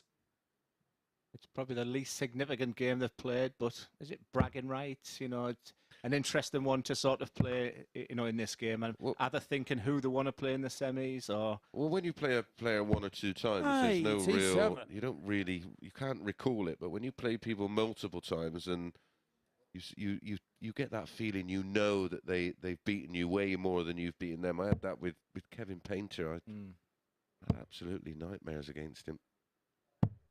59. Colin, you require 120. Yeah. He's played well in the seniors events. He's the kind of player that still looks good on the TV, doesn't he? He looks good. Yeah, he looks good. And 45. I'm sure he'll be winning one of them TV ones. 145 here for Monk. Probably use the 25 bed here, maybe. 60. Colin, you require 36. I'm not sure if you've been asked. We'll just wait for the double 18 to land. Ooh, double 9. This is not nice. Can he use that? 18. Went the other side. 85 for Arron. Arron, you require 85. 45 tops or 57 double 14, depending on what you like. I've stopped predicting the finishes for this boy. Button. He's been nowhere near it. 46. And again, nowhere near it now. Does Colin have the confidence to split? Straight at it. His doubles have been his strength this week. I think that's the reason why he's going there. Great mark. Surely just take one off that. No score. Arron, you require 39. Fell into that thing where you just over pitch it to try and get that deflection. If he wasn't trying to hit double 9, you can guarantee it to caught the flight and gone straight in. This is a kind of leg where the winner goes through. Never mind the fact that they're both through. I thought they'd be all super relaxed. 29. Really edgy. Spraying these darts all over the place. 18. Third time lucky. No, he's attacked it this time. Double 4's been good. 10. Arron, you require 10. Game shown the first. Key on those Arron Monk. doubles that don't break down. You've got to attack them, Glenn, haven't you? Absolutely. That was a bit like down the dog and duck. That was one of my legs, that one. Well, So speaking of Colin you, to throw I've got first. to ask the question. What, and you've probably been asked it. Game on. On the rare occasions I've not been watching, what is the plans for 2023 for Glenn Durrant? Well, the plans right now is that I'm back enjoying myself with various things. I'm still 58. practicing hard. I found out what's wrong with me throw technically. The worst is over. I'm playing so much better. I've got some matches next week, and everything's the focus on the Ali Pali qualifiers. Not necessarily the Pro Tour, where there's opportunities there, but if I'm going to keep my card and I'm going to be back successful being a dart player again, it's got to happen now. And the only problem with the Pro Tours is that if you are not on your game, you will be swallowed up. And I've gone from that player that nobody wanted in the first round to being that player where everybody wants in the first round. And it's just this, even after winning the Premier League, and you know, even if I just walk down the mountain a little bit, it's just the decline. That's been the toughest bit. But whatever happens, 180. I'm a happy man, I promise you. Good. And of course, you have far more options available to if it wasn't a rebuilding process to, you know, listen, you're a sportsman, you're a winner and a proven winner, and it's hard to say to someone, well, would you be happy with this? But you seem like you're mentally in a good place now. Not accepted anything, 140. But you know, if you did Q school and it didn't go your way, the options for you in 2023 are actually massive. Yeah, I'm not looking ahead too far. I still believe, 86. and many players who have technical issues believe they're going to wake up the next day and everything's fine. If it goes off that quick, surely it can just come back that quick, you think? That's the hope, rather than the expectation. So, no plans right now. Just become a granddad. That's more important than any dart match right now. Congratulations for that. 126. Everything's good. Good. Parity on the 126s here. The 19s have been amazing this week, Chris. They've been absolutely fantastic. We said yesterday there was a magnet in there. Treble 16 or treble 20? 43. Ooh, messy. Arron, you require 126. Scruffy game, this one. You almost feel with someone like Colin, there has to be something on it to get the best out of him. Is Double this 6. the moment? Sure he knew what he wanted there. Well, I used to get a little... No score. I didn't want that. Well, it's easy to get bogged down on that. I used to have a problem with 83. the one on the 18s on, you know, the 122, and Me too. It leaves double 7, and then you Double 9. He's had some darts. He's had some attempts at that double in this match. Well, he's had Arron, that was his 8th. 126. He's none from 9 on the doubles. He had 1 at double 4 after splitting the double 9 in leg 1. He's had 8 at double 9, and he can't finish now. Ton left. Strange match. 46. Calling Back down the dog and duck 9. again. Well, me and you would fancy winning this one, pal. I wouldn't go. I might get a couple of legs in this one. But leg. double 4's been great for Colin, Osborne. and that's all that matters right now. He's experienced enough to know it's 1 each. Yeah, 2 bad legs. The game starts now. It's now a best of 5. First. Best of. Game on. Remember, the winner will face Scott Williams, and the loser, 57. Danny Lauby. Will be Danny Lauby against the loser of this one. Will be our first semi-final. The winner will play Scott Williams in our second semi. 85. They know the integrity of this game. They just want to get up there and Absolutely. win the match. Not a big 180 scorer. 140. Nearly talked him into that.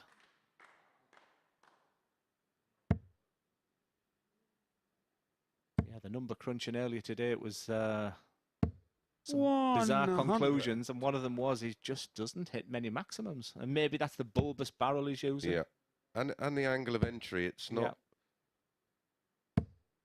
They look like they sit up, but as we just seen from that angle, they're not very inviting. Where a Jamie Kellin, that first starts, and you think, oh, give me a go at that. That whole group, I think one of my favourite throws this week was Kurt Parry. 100. It's like a Rolls Royce, that. Rolls Royce, yeah.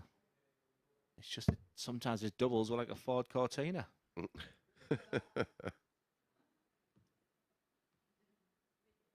Yeah, if he gets that element of his game right. He's a beautiful player. Yeah. I liked his manner, just like his manner, again, similar to Sebastian. You couldn't tell if he was 3-0 up or 3-0 down. And I told him, going forward, that'll be good for you, but that throw's to die for. Well, he will almost guaranteed longevity. It's how he can evolve his game and develop going forward. Now it's that winning mentality. Grit your teeth, Kurt. That's what I wanted to say to him. Yeah, I think he's I think he's got one of the best throws I've ever seen. It's up there with your Raymond van Barnevelds and Steve Beaton's, isn't it? Everything from the elbow, wrist doesn't break. I think the pair of these could do with Kurt Parry's arm right now. Looks like they got mine at the moment. A raise of the eyebrows from Colin Osborne. 100. This has been sensational, this area this week for every single player who's played in the MODUS Super Series, but you just feel in this match today, I've got no confidence in this 57. As shown in diagram B. 37. Colin, you require 92. Old school would normally go over the bull, but now these days it's just so aggressive. Well, I just don't think they feel like they're going to miss. And of course, back in the day before, you know, it's like we didn't go 303 on 19s and 306. Wouldn't even cross our mind. But of course, the target areas were so much smaller. You had to go the ball because that was the percentage way.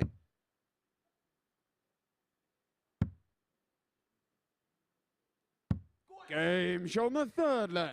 Now the trebles and doubles are like buckets. They play a much more attacking game. I still can't hit them. Probably gets Colin to throw first. Different type of board I have down my local, but one thing we do know today, if our TV screen goes off, we'll know if Arron Monk actually wins a leg. 97. I remember some of them TV times behind in Milton Keynes. You know, the Gerwin Price, the Michael Van Gerwins. You could really sense the noise that they made. Yeah. You know, when the building was empty.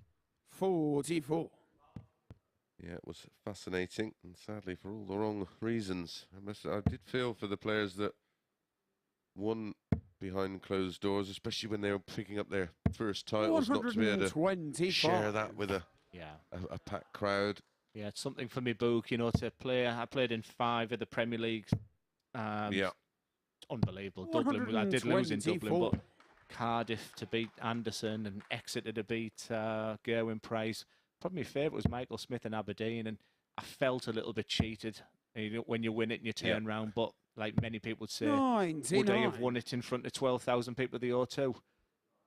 Well, you never know. I would always say, why not? Glass half full. Absolutely. And it doesn't say anything in the record books. It's like people going about averages. I always say they don't write them on trophies. The numbers are only written on the cheque that you lodge in the bank. I'll tell you what, the way this match is going, I'm going to predict that Aussie's going to bust.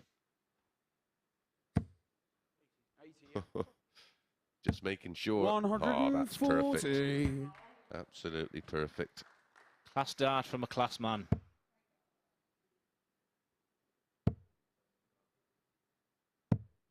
This doesn't augur well for you require 40. Arron's next game, because surely this will have an effect. Well, yeah.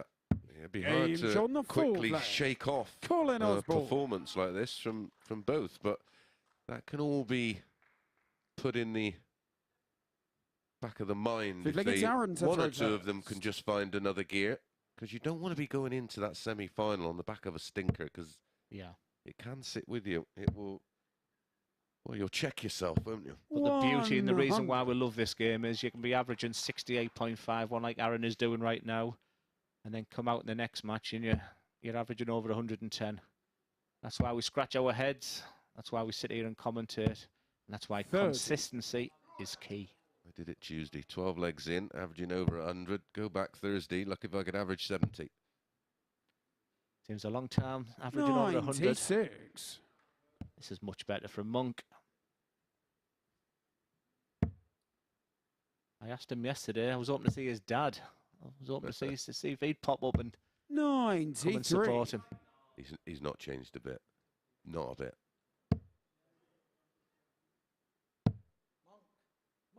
We've had some fun at the seniors events. I hope you get a card, but it would be lovely to have you on the tour there next year. You would have an absolute scream. It is. It's on the yeah. Great to have some time together with absolute legends of the game. It is like an old school reunion. Yeah, I read it, I see it, I speak to people, and I'm sure it's everything the organisers hoped it was going to be. It's just a shame about the MC. If they're going to improve that, it could go all the way. 31. Where legends are made. It's tungsten time. Get out my pub. 81. Behind the bar with Paul Starr. Those are the days. Now I can't get him in front of it to buy a round. 45. He only cries out of one eye.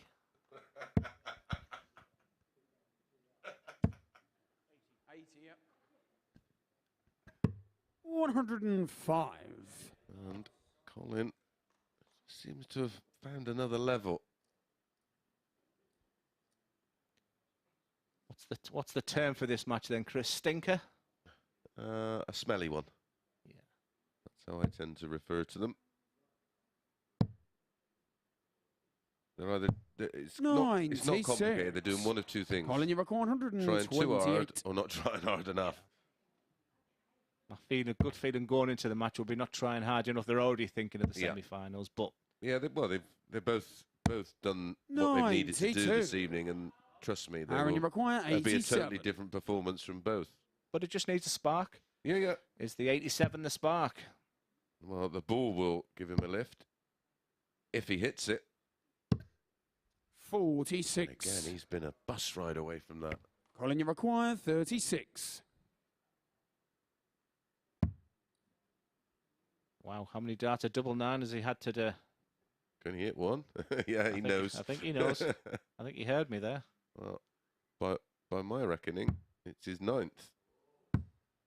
No score. Yeah, I don't blame him. Although Arron, he probably would have gone for a 1 there rather than... Yeah. So sure that 18s and 9s been it. I think many people's going to remember this game. A small one. Double 10. Game shot on the 5th leg. Arron Monk. It's another long one. It's a 24-dart hold for Arron, but he leads 3-2. See if it's Colin to throw first. I think the longest game we had this week was 24 minutes, and it felt like it. We were struggling late last night. 41. And this one's already in its 18th minute. Well, and you know how tough this is your first week at the Super Series, commentating and doing the bits of punditry, and you know how exhausted you feel. You imagine playing this whole week for these players who may not have played anything like this course and distance, because of course you've got to be winning tournaments or getting to the latter stages. So fatigue is definitely an element on a Saturday night.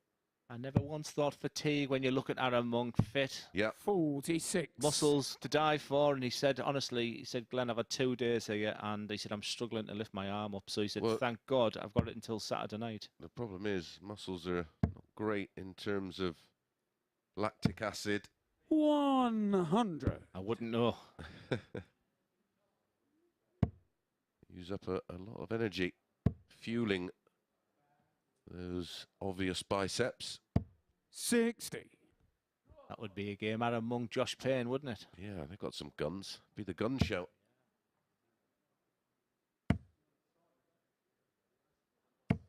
$100. Sits them darts on top of the first two. It's going all the way, surely. Oh, we had one day. I think it was 9-4-3. Yeah, I did feel for you. 85. When it got to 6 or 7, I thought, well, I've done one of these. Welcome to the world of commentary. I kept reminding myself this was my first day. Toa Henry was sat next to me. I think he was on his 16th or 17th day. I thought, 177. to Colin Osborne. That's the wizard we know. Yeah, that was a beauty. 80. Colin, you require 24. Surely no messing about this time. Well, you mentioned the stat with Arron Monk about throwing first when it goes all the way. No score. Ooh. Or can he Arron, pull you one require 130. out the bag? I would say to Colin, and it's only Colin who'll probably know this right now, but after them three, I'll say, you're joking, aren't you? Double 5. 125. That was most Colin, you definitely require a quick 24. one, Glenn. He threw 3 good darts at this double 12. You can Game throw a shot rubbish on the dart when it sixth touches your finger Colin and thumb and it Osborne. goes in. But it's parity once again. It's 3-3, and it takes me to that stat. That Arron Monk Seventh and final gone against Arron. 3-3 4 Game times. on. Throwing first with a 0-4 record. He's never won a last leg decider throwing first in these MODUS Super Series. 140. It's not the perfect start, but it's not a bad second prize. It hurts when you're walking up now and all you want to do is to hear the dulcet tones of Mr. Binks of 45. But this is the kind of week Colin's having. He's a battler. And he's shown real skill once again. 100. He's still in this match. There's no quit. If you are a social media user, Instagram, Twitter or 96. Facebook, give us a follow at MSS Darts, all one word. Great to have you along. And welcome along to all of the viewers outside of the UK on our YouTube channel. If you're watching us for the first time on the Sporty Stuff 39. channel, welcome along. And that's an opening for Colin. That is. I couldn't take my eyes off him this week. He's been absolutely hilarious. 9:30 in the morning. He had the boombox on next door. 91. I think we use the term maverick, character, charismatic. All of the above. 100. And Colin, after you a game require that's been so poor, 170. Yeah, you know it's going to happen. surely not. Well, not the 170, but maybe the 126. Doesn't like it. 58. Arron, you require 126. Don't bust it, Arron. Don't bust it. Ooh. Got to stay there because a single would leave a straight ton. That leaves 62. Treble 10. Oh, he's gone for 75. 42 for double 10. Colin, you require 112. 2 bites of the cherry at the treble 20. I think the happiest people watching this will be Danny and Scott. Well, yeah, they're 60. leaving a lot of energy Arron, you require on the stage, 51. aren't they? He would have had plenty of time to prepare. For the match, on what's been an absolute grueler of a game, but for unbeaten, long away, double 10. 41. And that just sums up the whole match. Colin, you require Well, I 52. was writing the names into the columns for the semi-finals. Is it going to be Arron Monk facing Danny Lauby? 38. Arron, you require 10.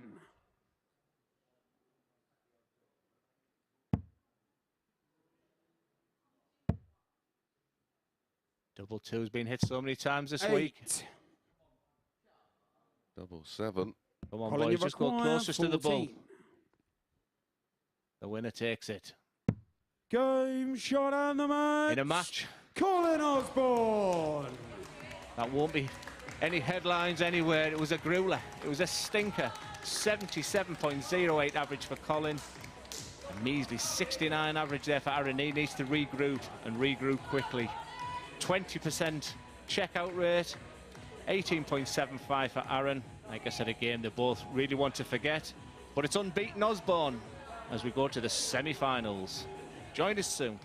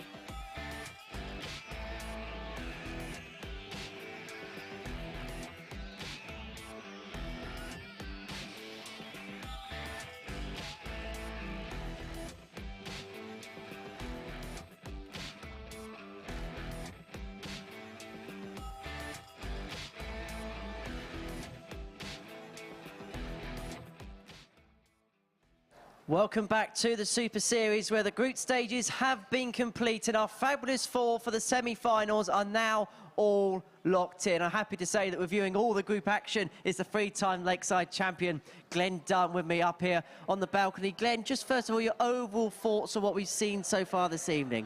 You can feel the tension. The four players will be delighted that they're through. I think it's been the sublime to the ridiculous.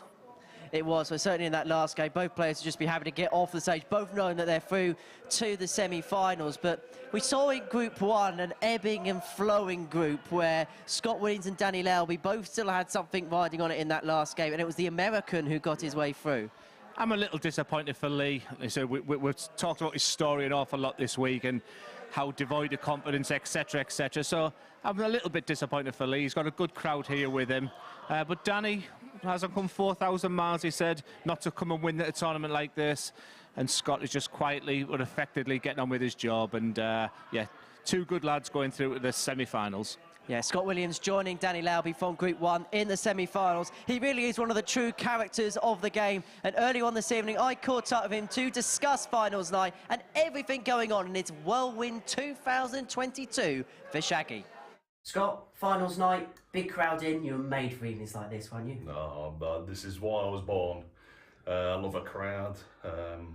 Euro Tour is really the only thing I've done properly with a crowd, but like tonight, no one's going to be on my side, and I'm okay with that. That's when that brings about the better darts in me. How have you found your week so far here? It's been weird. Honestly, it's really weird. Obviously, Thursday was really good. Losing to Colin, but it was still a good game. Consistently good, over 90, 93, 95 averages, 100, 102, 103 as well. Last night wasn't as good. I didn't feel as good. I had the chips and cheese halfway through the night. That sorted me out. Won the last two games, happy days. So they were here. So now it's on to tonight. Obviously your second chance here. Was there a little bit of pressure, you knowing that this was your second opportunity in this event in this phase? No. No, you just get to the point where you just play darts. Regardless of how many phases and chances and opportunities you get, you just go up and take it by the horns and hope for the best. And that's what we're doing. You've been a prolific winner of events this year, but what would getting through to Champions Week here at the Super Series mean to you? It would, I mean, I'm here to win, regardless of how I do it, as pretty or as ugly as it is. So I'd absolutely love to get Champions Week, because then that is potentially the last time I'm going to be here for 1, 2, 3 years maybe. So yeah, I want to experience this as much as I can, in as little time as I've got left. So the plan is obviously to win tonight. Take the money's obviously very important, but getting to Champions Week and having that last go at the big money is massive as well. And those are thoughts of Scott Williams. We'll see him in semi-final number 2. But first up in our semi-final action is Danny Lauby against Arron Monk. Very quickly, Glenn, because the players are on the stage. What do you fancy in this one? Arron Monk, how does he recover from that last game? That's the interesting one. Danny will just be Danny. Intriguing match. Based on what I've just saw there, you've got to think a Danny Lauby victory. Well, Glenn's going to race his way down to the commentary box to join Chris Mason. But let's head onto the stage for our first semi-final here at the Super Series, where one man can go within one win of securing a place at Champions Week as Danny Lauby takes on Arron Monk. Let's join our referee, Owen Biggs. Thank you very much, Henry. And as Arron over-practiced for this semi-final, he looked a little ragged in that final match against Colin Osborne. Some interesting insight of the mind there of Scott Williams. So, this is our first semi of the evening. I really do need first leg, to it's grow Danny up. to throw First first. meeting Game on. between these two. I'm pretty sure they know plenty about each other. 81. But it's hard to look past.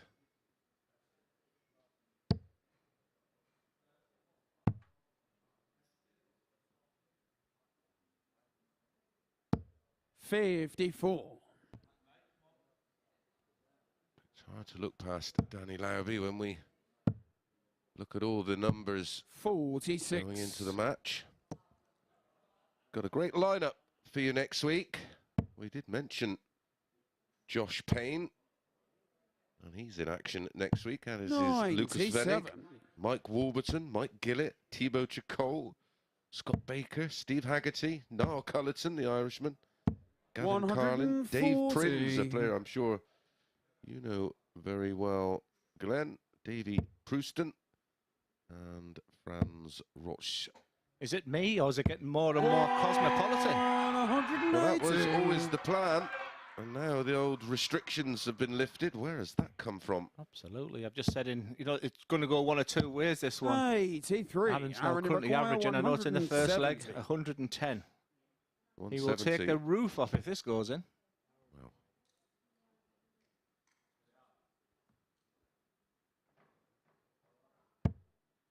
Great recovery, Dart.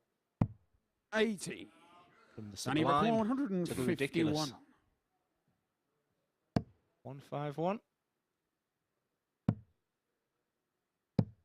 96. Arron Monk 90. He's got to play the percentages here with 90, so surely he's going to go up the treble 20. He's thinking of the bullseye. Got to go treble 20. He's got the nose. Should have went for the bull.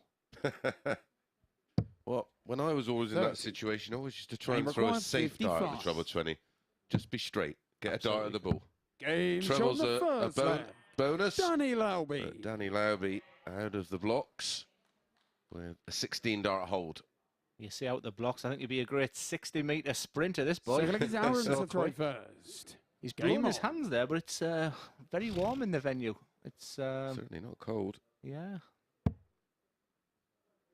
He seems to have some good support with him. 137. A likeable fella is Danny Lauby. Very unassuming. 100. Musician, of course, isn't he? Yeah. Well, as his father was a musician, Dan Lauby Sr. We'll have to think of a nickname for him. From Indiana. 140. What do you call the thing you hit the drum with? The snare, what do you call the stick? I want that for a nickname. 100. Slick stick. Slick stick, eh? There we go. We've come up with a nickname. Didn't there used to be a stem that John Lowe used called a slick stick? Yeah, I think they did. Where the flight went into the stem on the side. I tried them, but I threw like a dipstick.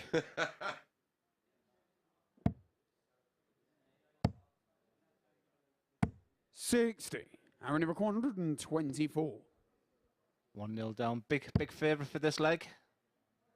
It will just be a holder throw, but after the last game he had and that first leg there, he 44. Put this one to bed, but not with darts like that. That gives Danny a chance. 2 trebles here would put a lot of pressure on. And with the first and second dart like that, pressure. Arron require 80. Pressure from the dipstick. No, I've got that wrong, haven't I? 80. Treble 20. Oh, went for tops. Every time I try to predict the finish for this boy. Tops. 40. I was just about to say. Danny requires pressure, of 61. course, makes diamonds. 44. Bit of Motown. He's a musician. Bit of 4 tops. Like it. 21. That's unlucky, but I like his composure there. Either the fact that he was trying to work out his score, or I think he'd be just a little bit better player. Tops for Monk. Game show on the second leg. Keep Arron Monk levels up with a holder throw of his own. He needed that. Yep. Just for his own sanity. Taps his leg. He it's Danny to throw first. his fist up to his supporters, but he needed that. These are big money matches. £5,000 for the winner tonight, and of course that qualifies for the Champions League, but they got the opportunity to earn 20 grand. 1.17 million up for grand now. This is the amateur side of the game. Staggering.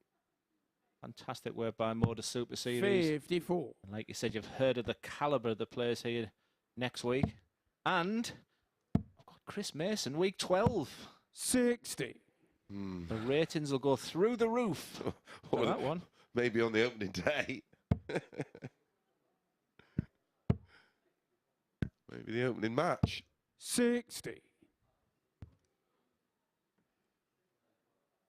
I'm going to try and play with a smile on my face for an hour. Just pretend you're in the seniors qualifiers down in Reading. 60. Yep.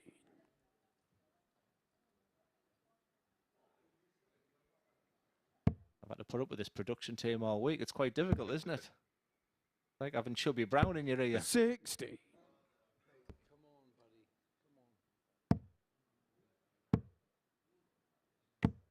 45. Just a lull in this game when you least expected it. Boys, this is a semi-final. 5,000 on offer. We're starting to reach a real pivotal moment in the match, aren't we? Real short race, these best of sevens. They feel a long race when you're not playing very well, but can soon get away from you. Needs another. That was minimum requirement from Monk. But I see a lot more focus now. I think that hurt him that last game. Yeah, he wouldn't have been pleased with that. He's had 10 minutes to and I'm telling you, compose. I think he's struggling with because he's not practicing, he said. And that repetition of using your arm, you're using different muscles all the time, and I think he's struggling. Well, there's nothing else you can do apart from play and prepare. You know, the saying goes, fail to prepare, prepare to fail, and you've got to get the hours in. 144. The highlight of my week this week was this finish. It was by Scott Williams. It was an absolute beaut with a guy sat there on a double. It was you talk game changer. It was game changer with a capital G. Well, he took out a ton plus against Nathan, didn't he, in the deciding leg of their match on the opening night. 84. That set the tone for Nathan. He will be back. Nathan Gervin, that is, of course. 59. Once again, he's at 25. Arron, you require 123. Spoke so much about how many times you leave 25. Dimitri, Damon had to religiously practice on 25. First to 10. 43. Then he require 25. Try it at home, guys, because you'll be left with it a lot more than you think. Double 12. And he's changed his route. 30. Yeah, we used to play a practice game first to 11:50 checkout. Arron, you require but the first 80. start's got to be at the ball. Oh, I like that. And it just gets you prepared for that. I talked about, well, we'll see this finish first. I don't know if that's for treble or the top's the first one. Right. Big dart. 40. I think it was almost a safe tops, Glenn. Then he required 12. Someone squeeze them doubles. This is horrible. 6. Yeah, that's the danger. You're almost scared to attack. Arron, you require 40. An unlikely 2-1 lead. Tops for Arron. Game show on the third leg. It is Arron who Arron gets Monk. the first break of throw, and the break of throw he needed, Glenn, to ultimately win this match. Fourth-leg, it's Arron to throw first. Dragging each other down, don't they? Yeah, that Game can happen. As a game or an opponent can pull you along, it can also bog you down. This is why I think the strength of the concentration. They're the peoples who come through this. Well, it's accepting the fact that, right, I'm not playing at my best. Yeah. How can I find a way to win? And Danny's not been effective. I mean, Aaron's not a slow player, so I'm trying to work out why Danny's not at his best right now.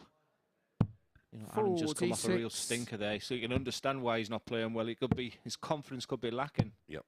Well, it will have been 57. crushed. You wouldn't be human if you can bounce back after a performance like that with some trepidation. I mean, I've followed Danny this year, and like I said, he's so capable of 100 average, but he's also got that 72.65 average, which he's got at the moment in him as well. That consistency is something that he needs to work on. 93.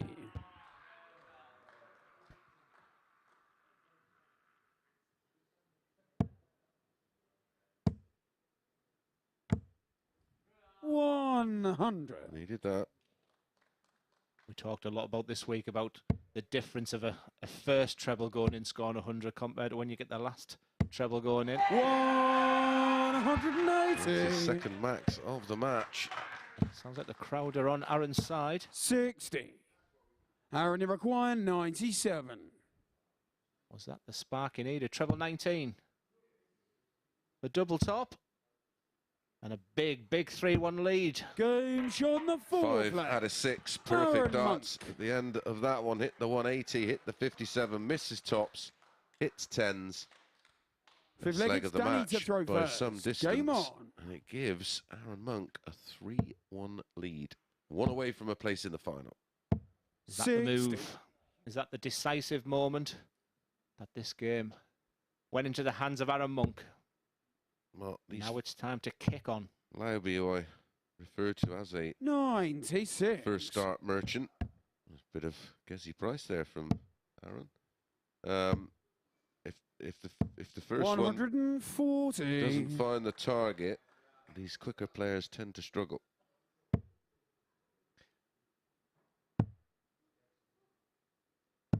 $96.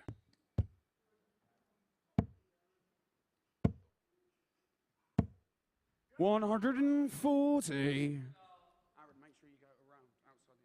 He's not going to go down without a fight.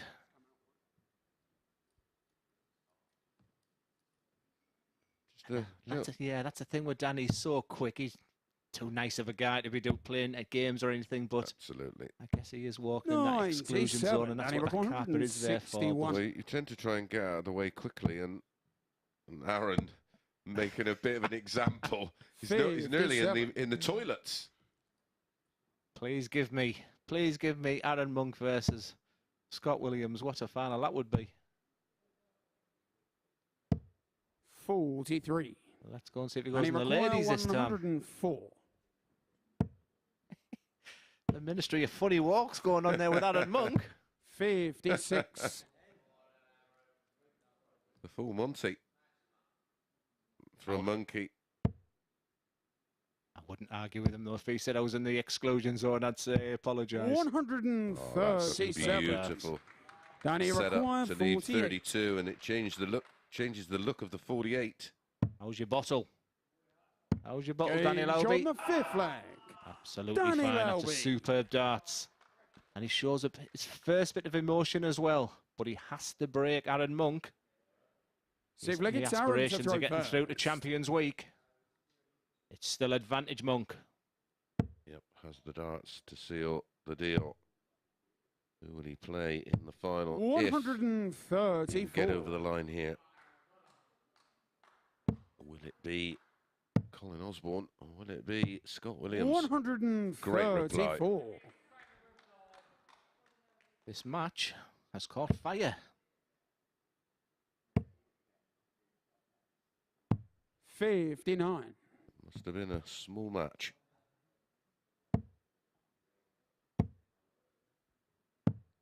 $28. Glenn Durran says this match catches fire, followed by 59 and 28. Followed by 1,000,000 gallons of water. You can find me on social media. That's 100. I like that punch. I like that fist. I think Arron Monk is someone he needs that adrenaline going through him. And 57. that's why I thought that crowd coming with him tonight could have been the deciding factor.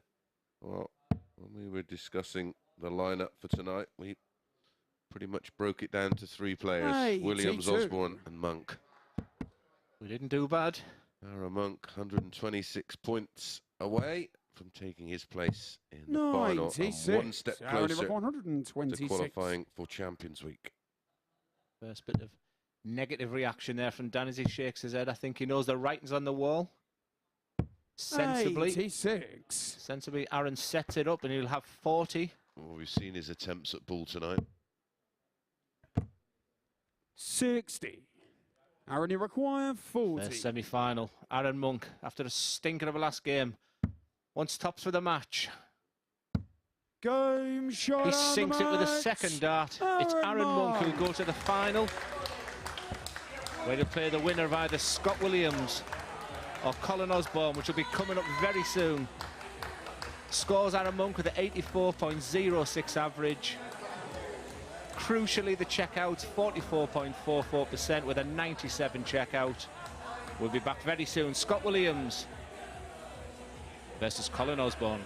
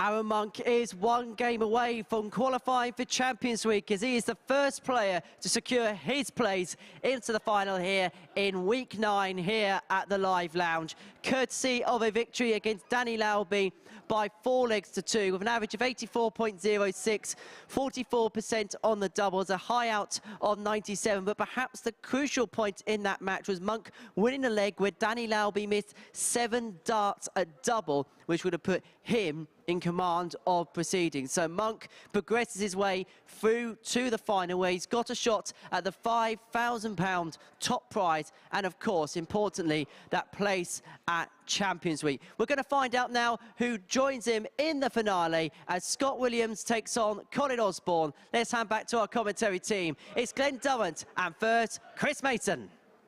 Thank you very much, Henry, and both myself and Glenn I've been looking forward to this one. Arron Monk safely through to the final. One step closer to the £5,000 winner's prize tonight, and one step closer to taking his place in Champions Week, where they'll be battling it out for £41,000 in prize money and a £20,000 winner check. Got some interesting stats for these two. I know I'm boring you. 1, 2, 3, 4, 5. 5 times they've played in the Modus Online League Super Series, and it's 5-0 to Colin Osborne. Just looking at his age there, he's only another 3 years away from, well, 2 and a bit years from going into the seniors. Okay, first, like it's Colin to throw first. It's just going to get tougher and tougher. Game on!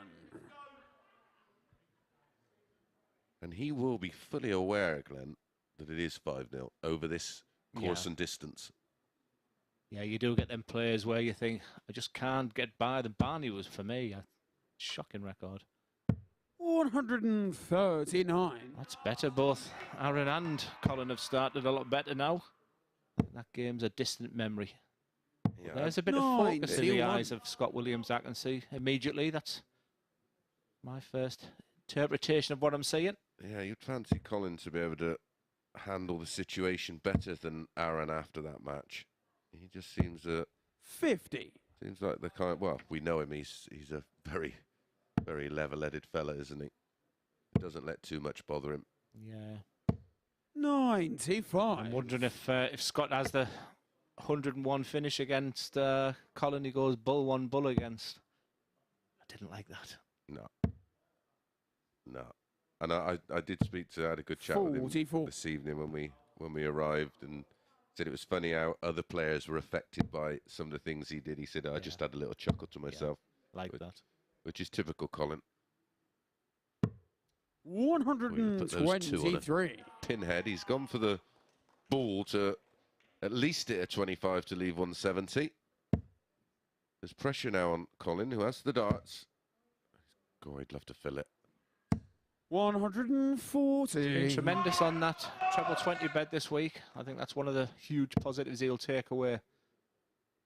But my role as a pundit, I'm just trying to look at someone totally different there in Scott Williams. 128. I don't see the Joker all of a sudden.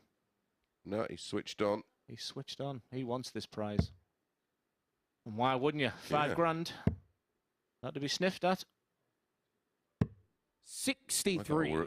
Scott, you require 111.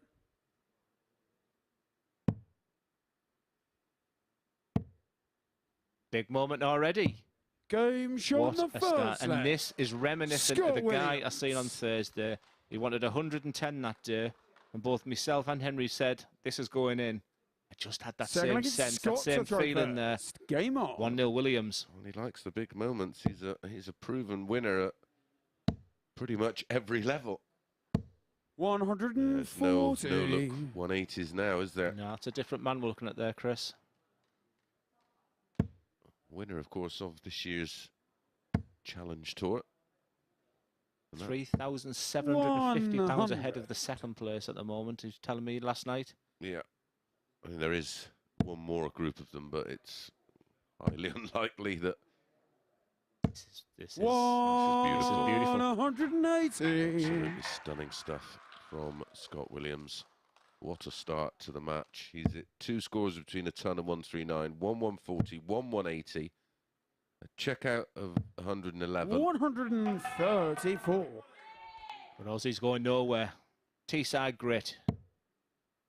Look at this. Bit different up north, mate.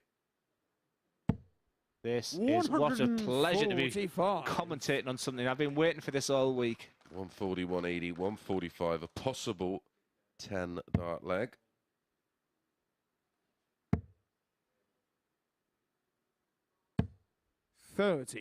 Just wilting under the blast from Williams. This is going in. He's done Double 9. He's done a few. He's going to split. Has to split. Wow. 20. Even everything about them 3 darts is something. He would have gone blindfolded on double 9 earlier on in the week. Yep. He understands the importance. He's turned a switch. And he's done although he's done very well.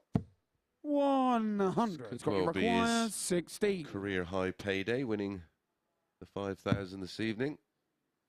In terms of a one-off win, a one match.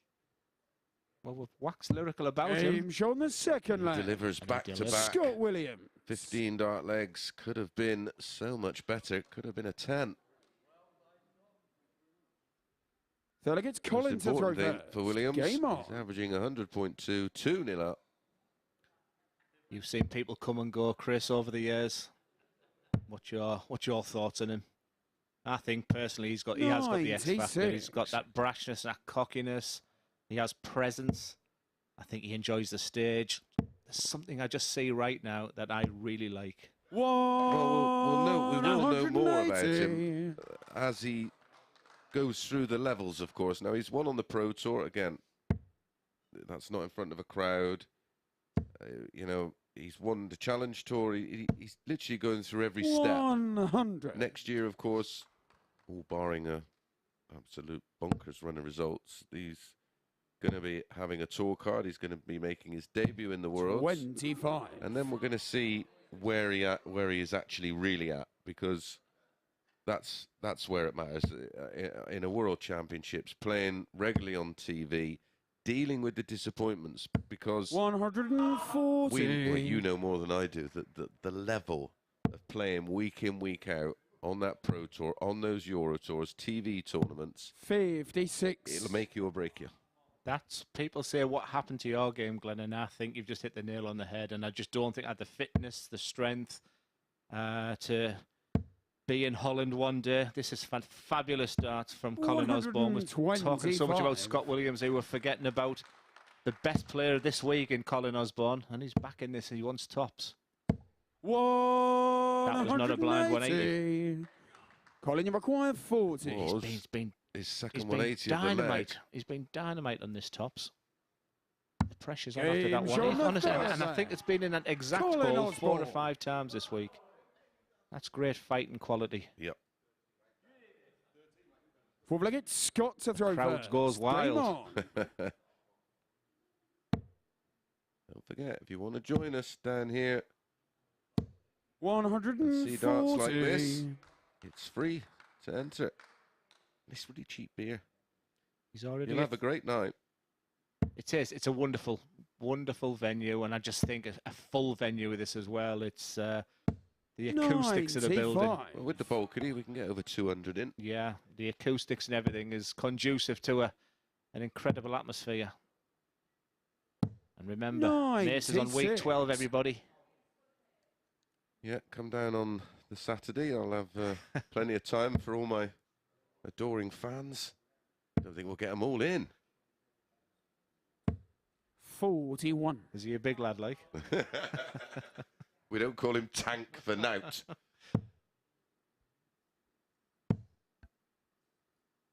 People think I'm boring. 133. Another solid leg from Williams, and look out on the 132, because that's right up his street. I've seen him do it down in Southampton on a couple of occasions. The ball double 16. 132. Champagne. Wow. Sensible. No, I'm watching a different man. Yep. I'm watching a Pro Tour champion. Yep. Someone who's shown respect to Colin Osborne. Someone who wants this 5,000, and someone who wants to be in Champions Week.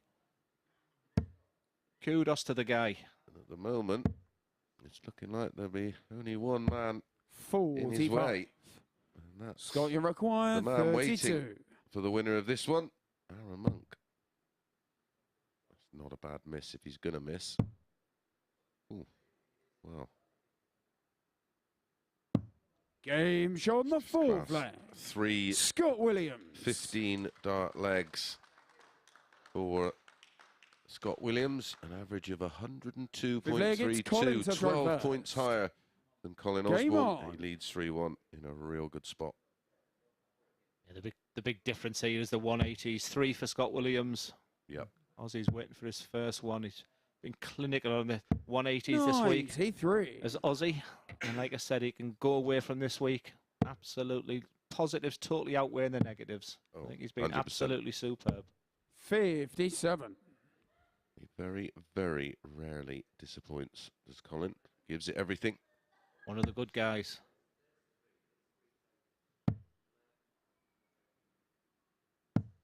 $134. Anyone impressed you going into Champions Week? I really like the look of Graham Hall. Yeah. I think he's 98. Graham Hall. Oh, I don't know him as much. I do know that he's dominating an awful lot. I knew him a lot when I was living in the West Midlands and was still actively playing. I'd run into him a lot in the local tournaments, and he was okay then. But the progress he's made in the last 5 or 6 years, he's got a great group of people around him, a great partner. And the progress is evident, and he can really play at a high level. But Robert Owen can't be ignored. It's going to be interesting because, of course, a few of those players pre-qualified down in Southampton. So, like Colin tonight, they're coming into this venue blind. Yeah, great point, Merce. Graham Usher, I like. Obviously, a Scarborough boy. He's got some levels. Yeah. Another player who's in a 9-darter, of course, at the Colin, you old require venue. 92. Played very well here as well a matter of weeks ago. He's a real streaky player, isn't he? He just goes on these mad bursts. And he's playing a lot more local league and everything. Well set up here from Colin. He's playing local 52. competitions up in Teesside and tough school, and I think that's helping his consistency. And he's going deep every competition he's playing in. Yeah, very much like Graham Hall. 95. Colin, you require 40. Tops for Aussie. I wouldn't want to be an odds compiler that week. Game shot in the fifth again on his favourite tops. Tell you what, he'd be good at the Grand Prix this year, wouldn't he? He's belting that tops first start. Sig Leggett, Scott to throw first.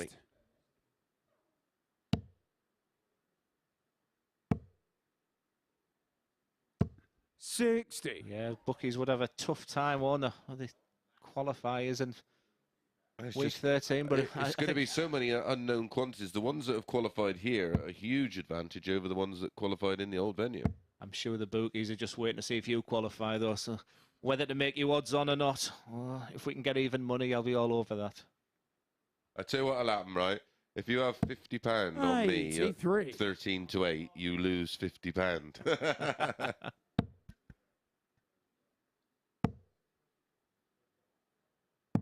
97. This match isn't over just yet. A big visit here from Colin. Will change the look of this one. And I like the way that's sitting. Yeah, he's followed it. There's just a little bit more rhythm to that, and that's the first max, and the timing. Oh, here he comes.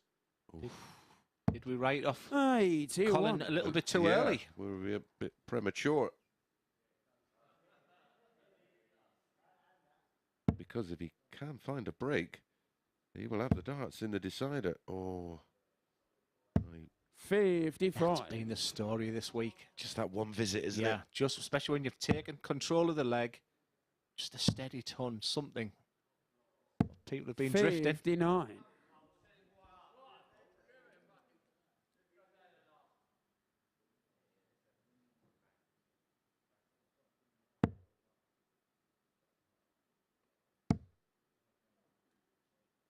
Not in. It's got to come for cover. 59. And doesn't find it.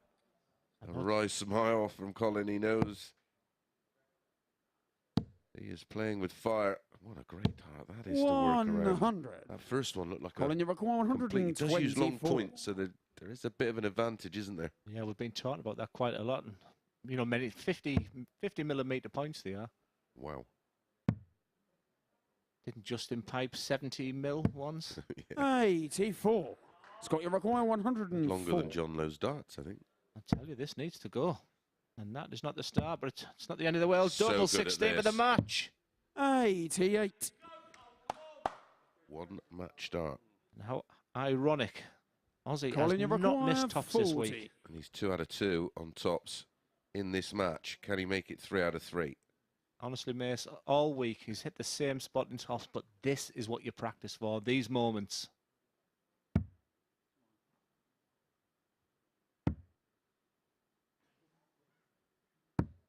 Game show the sixth A flag. dart. All Colin the experience in Osborne. the world, the former PDC number 9 in the world.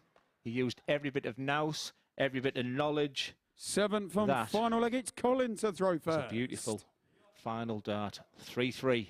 Game on. Well, he was just under the most extreme pressure there. One in hand. So, one match start. And it is darts, crucially. Yep.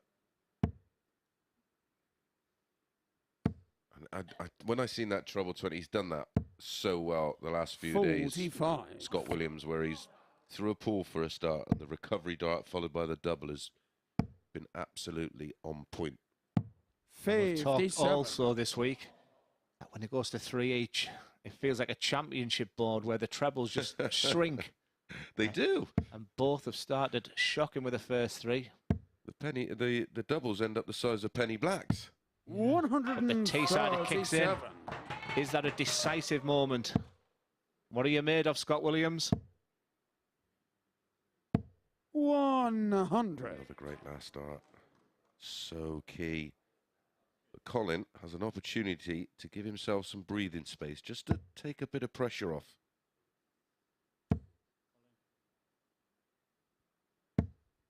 $80. After that first dart, Well, it wasn't the nicest, was it, in terms of the trajectory of it. Yeah. is- 96. This is exciting. This is tense. nervous headaches? Just to make it worse, $5,000 to the winner tonight. Sorry, Colin, I think he heard me there, did he? A whisper, $5,000 to the winner. Like we're at the snooker. Oh, we had the snooker puns this week, so please don't get that production team back on that. I'll need a rest. 46.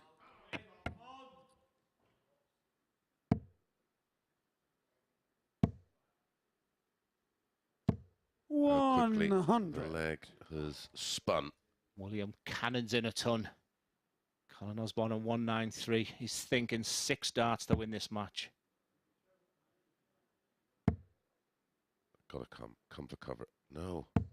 Just needs to go in off that 85. second average. Doesn't It's got do you it. 148. Surely not. Go What a shot finish. on the match. Scott Williams, we've Scott waxed lyrical about the Williams. guy all week. And he just delivers. It was a 144 yesterday. This time a 148. His full- Sensational finish there, Mace. Yeah, his 4 winning legs were all won in 15 darts, Glenn. That is as solid as it gets. A 95 average to close it out. Well, he's going to play Arron in the final. What's your thoughts? That was my wish. So if people have been listening all week, all I've wished for all week has been a Williams versus Arron Monk, and for to have it in the final. Strap yourself in, guys. $5,000 to play for, and a chance for Champions Week. We'll see you very, very soon.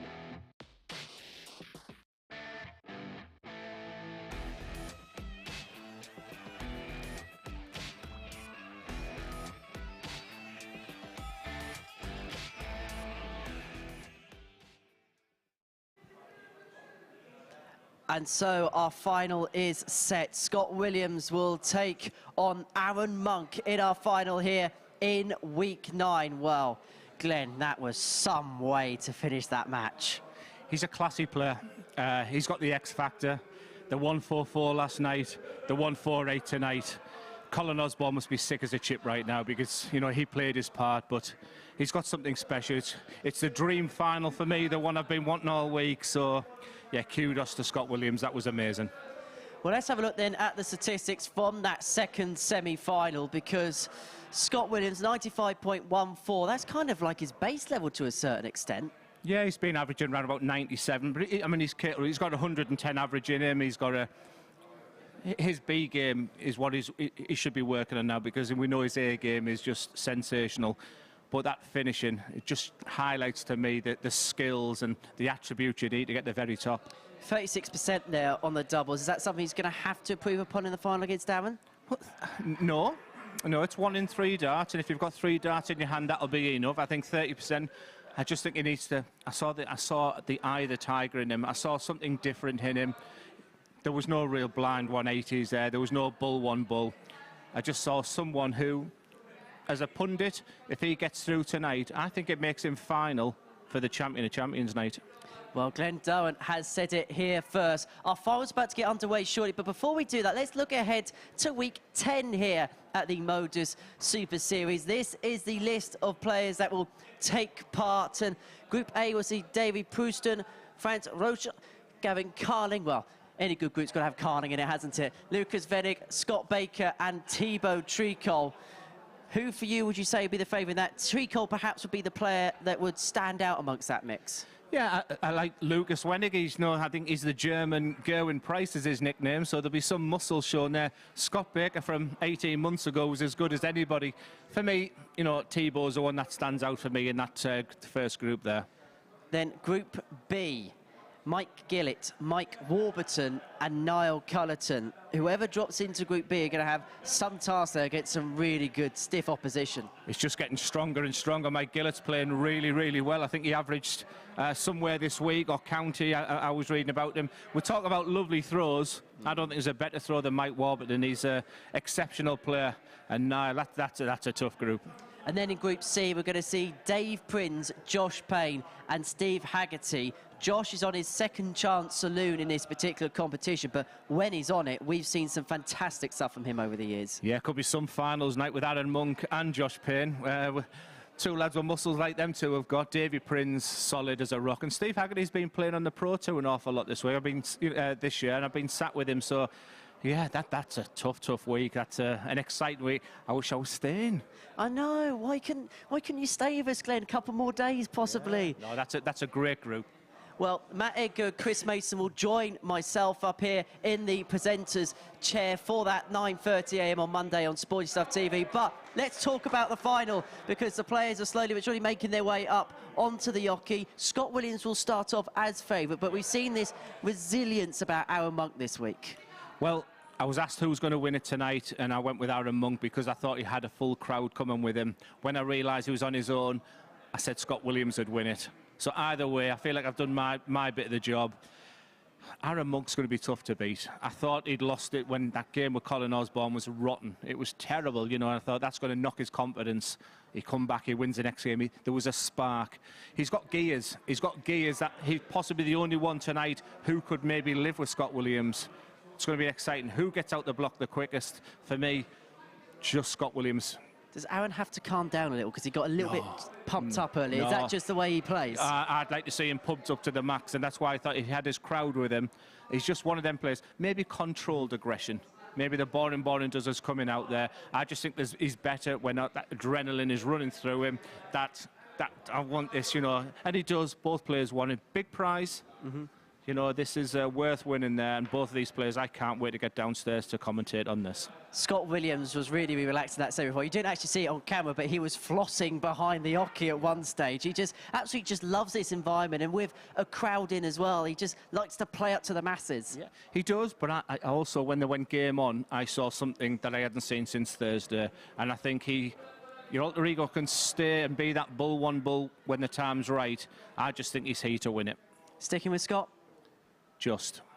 Glenn Dart's going to race his way down to commentary to join Chris Mason for the final of week 9 here at the MODUS Super Series as Arron Monk takes on Scott Williams.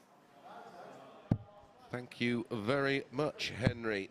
And it is going to be a fascinating final. Arron, for me, will have to find another gear from somewhere. Only one meeting away from the Super Series, and that was in a Euro Tour qualifier in 2021 in a prelim game, and Arron was victorious on that occasion, 5-3 with a 93.38. Scott Williams 78.76. Well, I don't think we're going to get one of those from Scott Williams this evening. He looks like Hey, first leg, it's Scott to different throw animal first. right now. And it Game is on. Scott who has won the ball and gets the honour to kick this final off. How will he start? Well, with an edgy opening dart. 51. I would make Scott the lively favourite for this tie on what we've seen thus 60. far. Delighted to say Glenn has 59. got the steps in this week, pal, haven't you? Yeah, the wife's got me on a diet. I'll definitely be under 16 stone after this, that's for sure. 140. How do you see this then, Mace? I've just given my my thoughts upstairs. Well, the one meeting away from this was a Euro Tour qualifier last year. 140. Was victorious 5-3 with a 93, and Scott only averaged 78. And I was suggesting I don't think we'll get anything like that from Scott in this one. 140. Back to back 140s for Arron, and I said to win this, it's quite simply got to find another gear.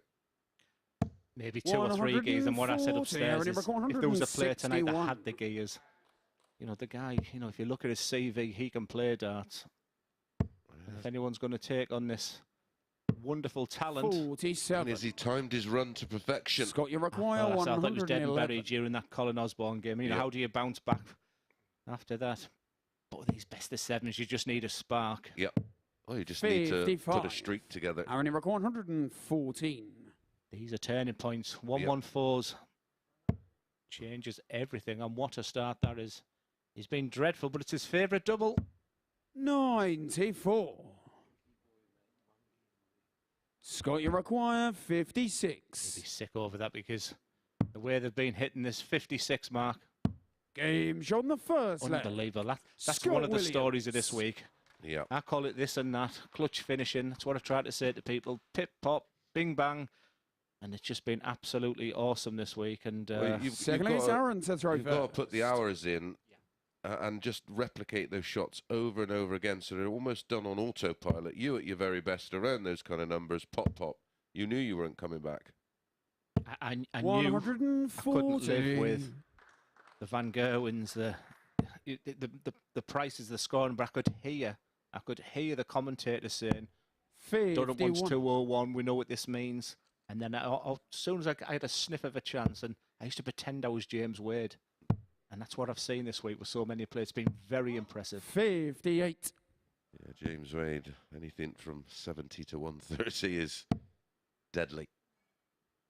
This is a good response from Arron, because he 42. cannot afford to let Williams run away with it. Yeah, he looks a front runner, doesn't he, Scott? Yep. So he's doing everything right. I thought there, but great darts once again. Yeah, well, this is another area where the players complicate things. Yeah. There's nothing Scott Williams can do off 408 to leave a finish. So why hit the 719s to leave 170 when you're never going for it? Absolutely. We're on the same hymn sheet. Options. Just keep it simple. Yep. Treble 17.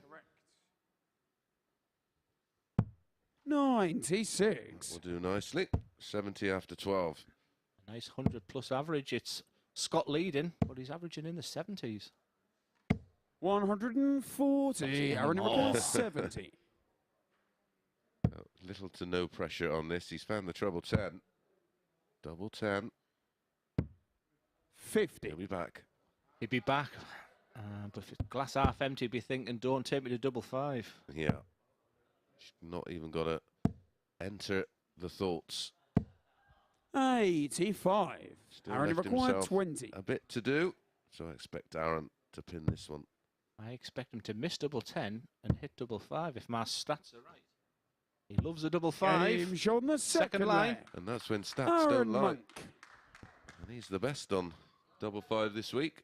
He's unbelievable. If you look at all his stats, his favourite double is double 5. Scott to throw first. I'm glad I spent that half an hour with me Palmo earlier and looking at these numbers. Did you manage to find one down here?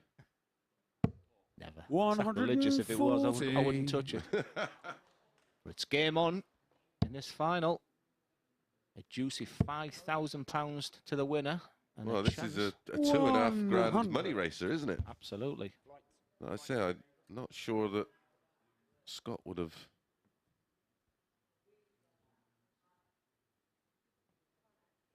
I'm not sure Scott would have played for.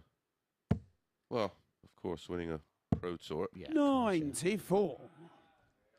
It'll be chicken feet to him in a couple of years the way he's playing. Oh, especially the money on offer.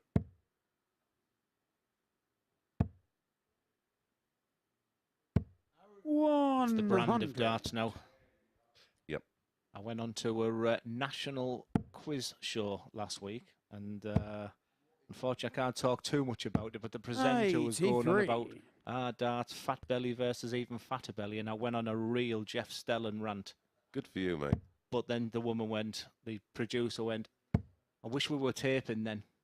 So I thought, this is great, I'm going to be in Matt Porter's books, good books here. Really happy with what I said. It was how disrespectful he was to dart players and where the game is right now. And I went blooming filming. Yeah, it's a long way away from 36, Arron number 161. not the 9 o'clock news sketch, which I thought was hilarious, but there you go.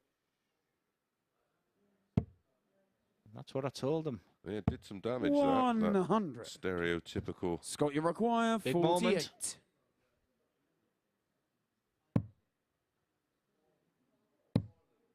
Big dart. 16. Chance. Arron requires 25, 61. double 18. He hasn't hit the bull all day, and he's not going for it this time. Ah, he did. Yeah. Treble 7. Oh. Ah. 26 left, I think. Unlucky for some. Is it unlucky for Arron? Yeah, unlucky for Williams.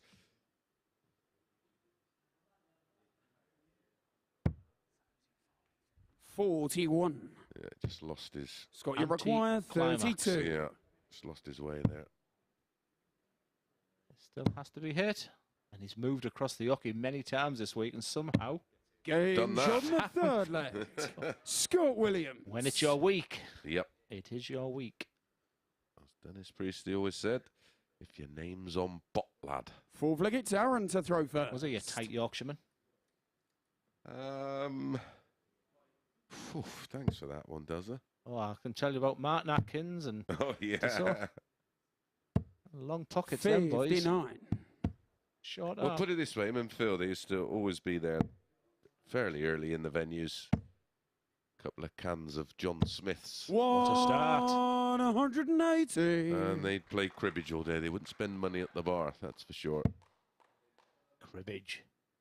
I've seen Dennis at the match play this year. He has not changed a bit. 140. Looks really well. Great to see him in such good spirits.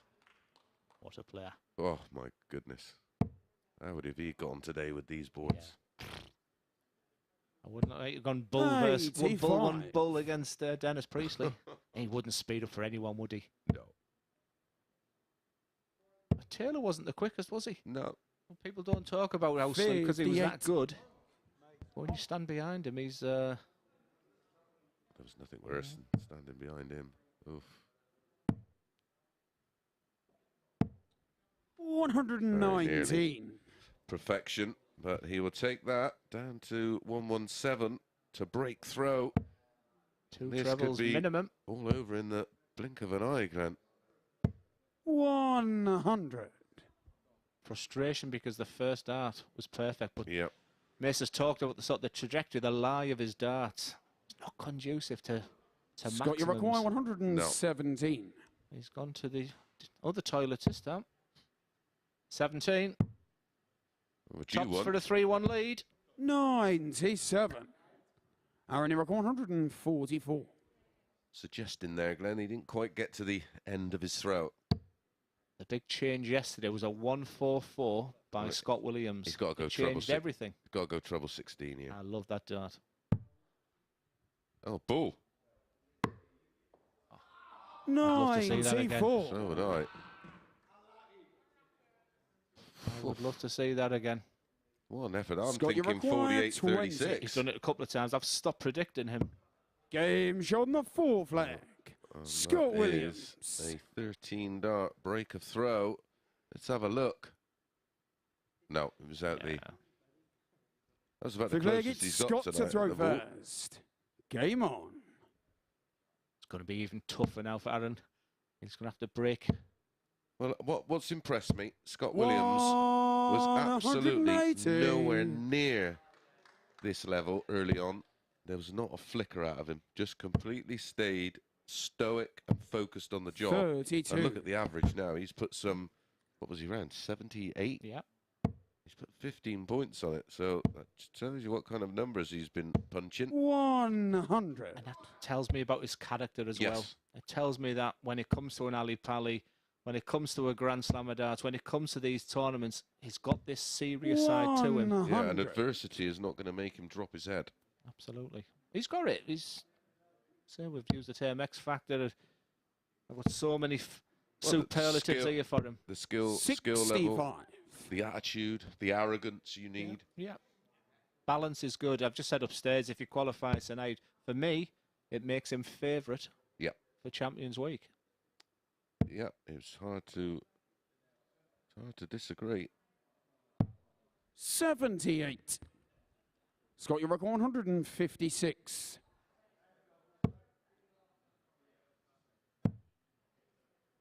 It's awkward. Yeah, may go 17s here just to square things off. 42. Oops. Maximum, minimum. I'm amazed players have to look across to the electronic scoreboard to see what I always knew. When I'm stood here now, I'm looking at my score. Yeah.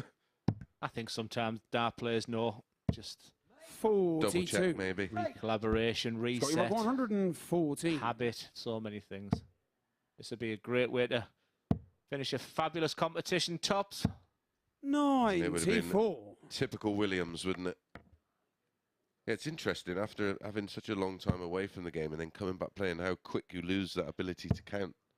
And then you start to second guess. Yeah, if we had more time, I'd tell you another story from that. But over to you, Mace. Required 20. So, to wrap it up in relatively quick time and good fashion. And he is so good at that. And it is Scott Williams who defeats Arron Monk in the final, 4 legs to 1.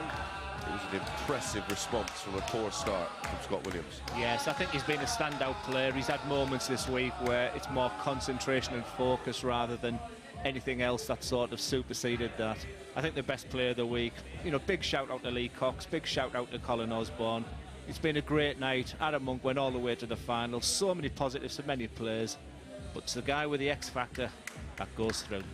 Yeah, 2 180s, 4 140s, 4 out of 11 on the doubles. But the damage was done, well, mid-game for me in leg 4, a 180, around that 13 darter. Leg 5 popped in his second max of the match. 11 scores for Arron Monk of a ton or more, which was, well, 2 more, but no 180s for Arron, and there was a few moments there he could have done with a couple of those really big 3 treble visits. Absolute pleasure working with you today, Mace. I've learnt loads from you, and the best player went through tonight. Yeah, I think he's ready on the stage, and he'll be having a few words with Henry. Chris, thank you very much indeed. Here he is, the winner of week 9, Scott Williams. A very relieved man in the end. Yeah, in the end. There is literally no explanation at all for what happened tonight with any of us. No one knew what was happening. No one was at the best. I was lucky in the last game against Colin with that 1-4. I say lucky, it was the right timing. But there's players that got to where they did, and it's like you did the right things at the right time. That's all it was tonight. Did it feel like an up and down game? Was there a point where you felt steady, or was it just inconsistent throughout? Yeah, no, I felt that there was a point where I was throwing. I felt really good, and when I went 3-1 up against Colin, and the game previous to that as well, I felt good. I felt okay. Oh, hello. Oh, there we go. And centre of attention now. There all of a sudden, and I felt good. And then all of a sudden, I tightened up, and I was dropping below the treble. I ate 3 or 4 180s in the game against Colin. And then it took me 2 or 3 legs to get into it against Arron, and there's a potential of it finishing quicker than it probably should have done, but I didn't hit the doubles. He come back and he hit his doubles, and it was just, like I said, for everyone involved tonight, it was an up and down roller coaster of an evening. You said to me earlier on this evening that you wanted to make the most of the opportunity, potential tour card next year, so you don't know how many more chances you've got here. So you said you wanted to get through to Champions Week. How pleased are you now you've managed to get there? That's the part of the point we come. We're all here. We're here to take part, and obviously we're all here to be, a part of this whole thing that's going on. But the whole point of us to be here is to win. And I've been really, fortunate to be able to do so. I probably should. Didn't deserve to win at all. There's definitely players out of all 12 of us that probably deserve to win more than me. But the game of darts is right things at the right time, and that's what I've done recently, and that's what I've done tonight. And I'm here with the £5,000 at the end of it. Would you say your week hinged on 2 really big checkouts? Yeah, the 1-4-4 against Matty yesterday, and then that 1-4-8 against Colin, massive. Both on my favourite treble 18. I'm not a big fan of tops, but it finally helped me out today. But at the same time, I hit a lot of 180s usually, so they also get me out of a lot of trouble. And very quickly, were you flossing on this stage? Yes, I was. Yeah, badly. But I'm here to have a good time. We're all here to have a good time. And, I usually got a smile on my face whenever I play if I'm doing a silly dance or anything like that. Obviously, we've got some guys in here to watch, and if I can just lighten up their evening a little bit, even if the dance isn't fantastic, then I'll try and do that. Well, Scott, thank you very much. Just stay there for now, because we're going to round off our coverage this evening. Thank you so much to Glenn and Chris in the commentary box. We're going to be back on Monday morning at 9:30 a.m. for the beginning of Group A in Week 10. I'm sure Scott will be watching for sure. That is for certain. I won't. I'll be in Spain. He's already got the holiday book. We'll see I'm you. playing for England. I'm playing for England. Of course, WDF. I'm playing for WDF. It was going all so well up until this point. Right, we'll see you Monday morning, 9:30 a.m. But the final word goes to our winner, Scott Williams. Cheers, guys. Cheers, Henry. Nice, mate.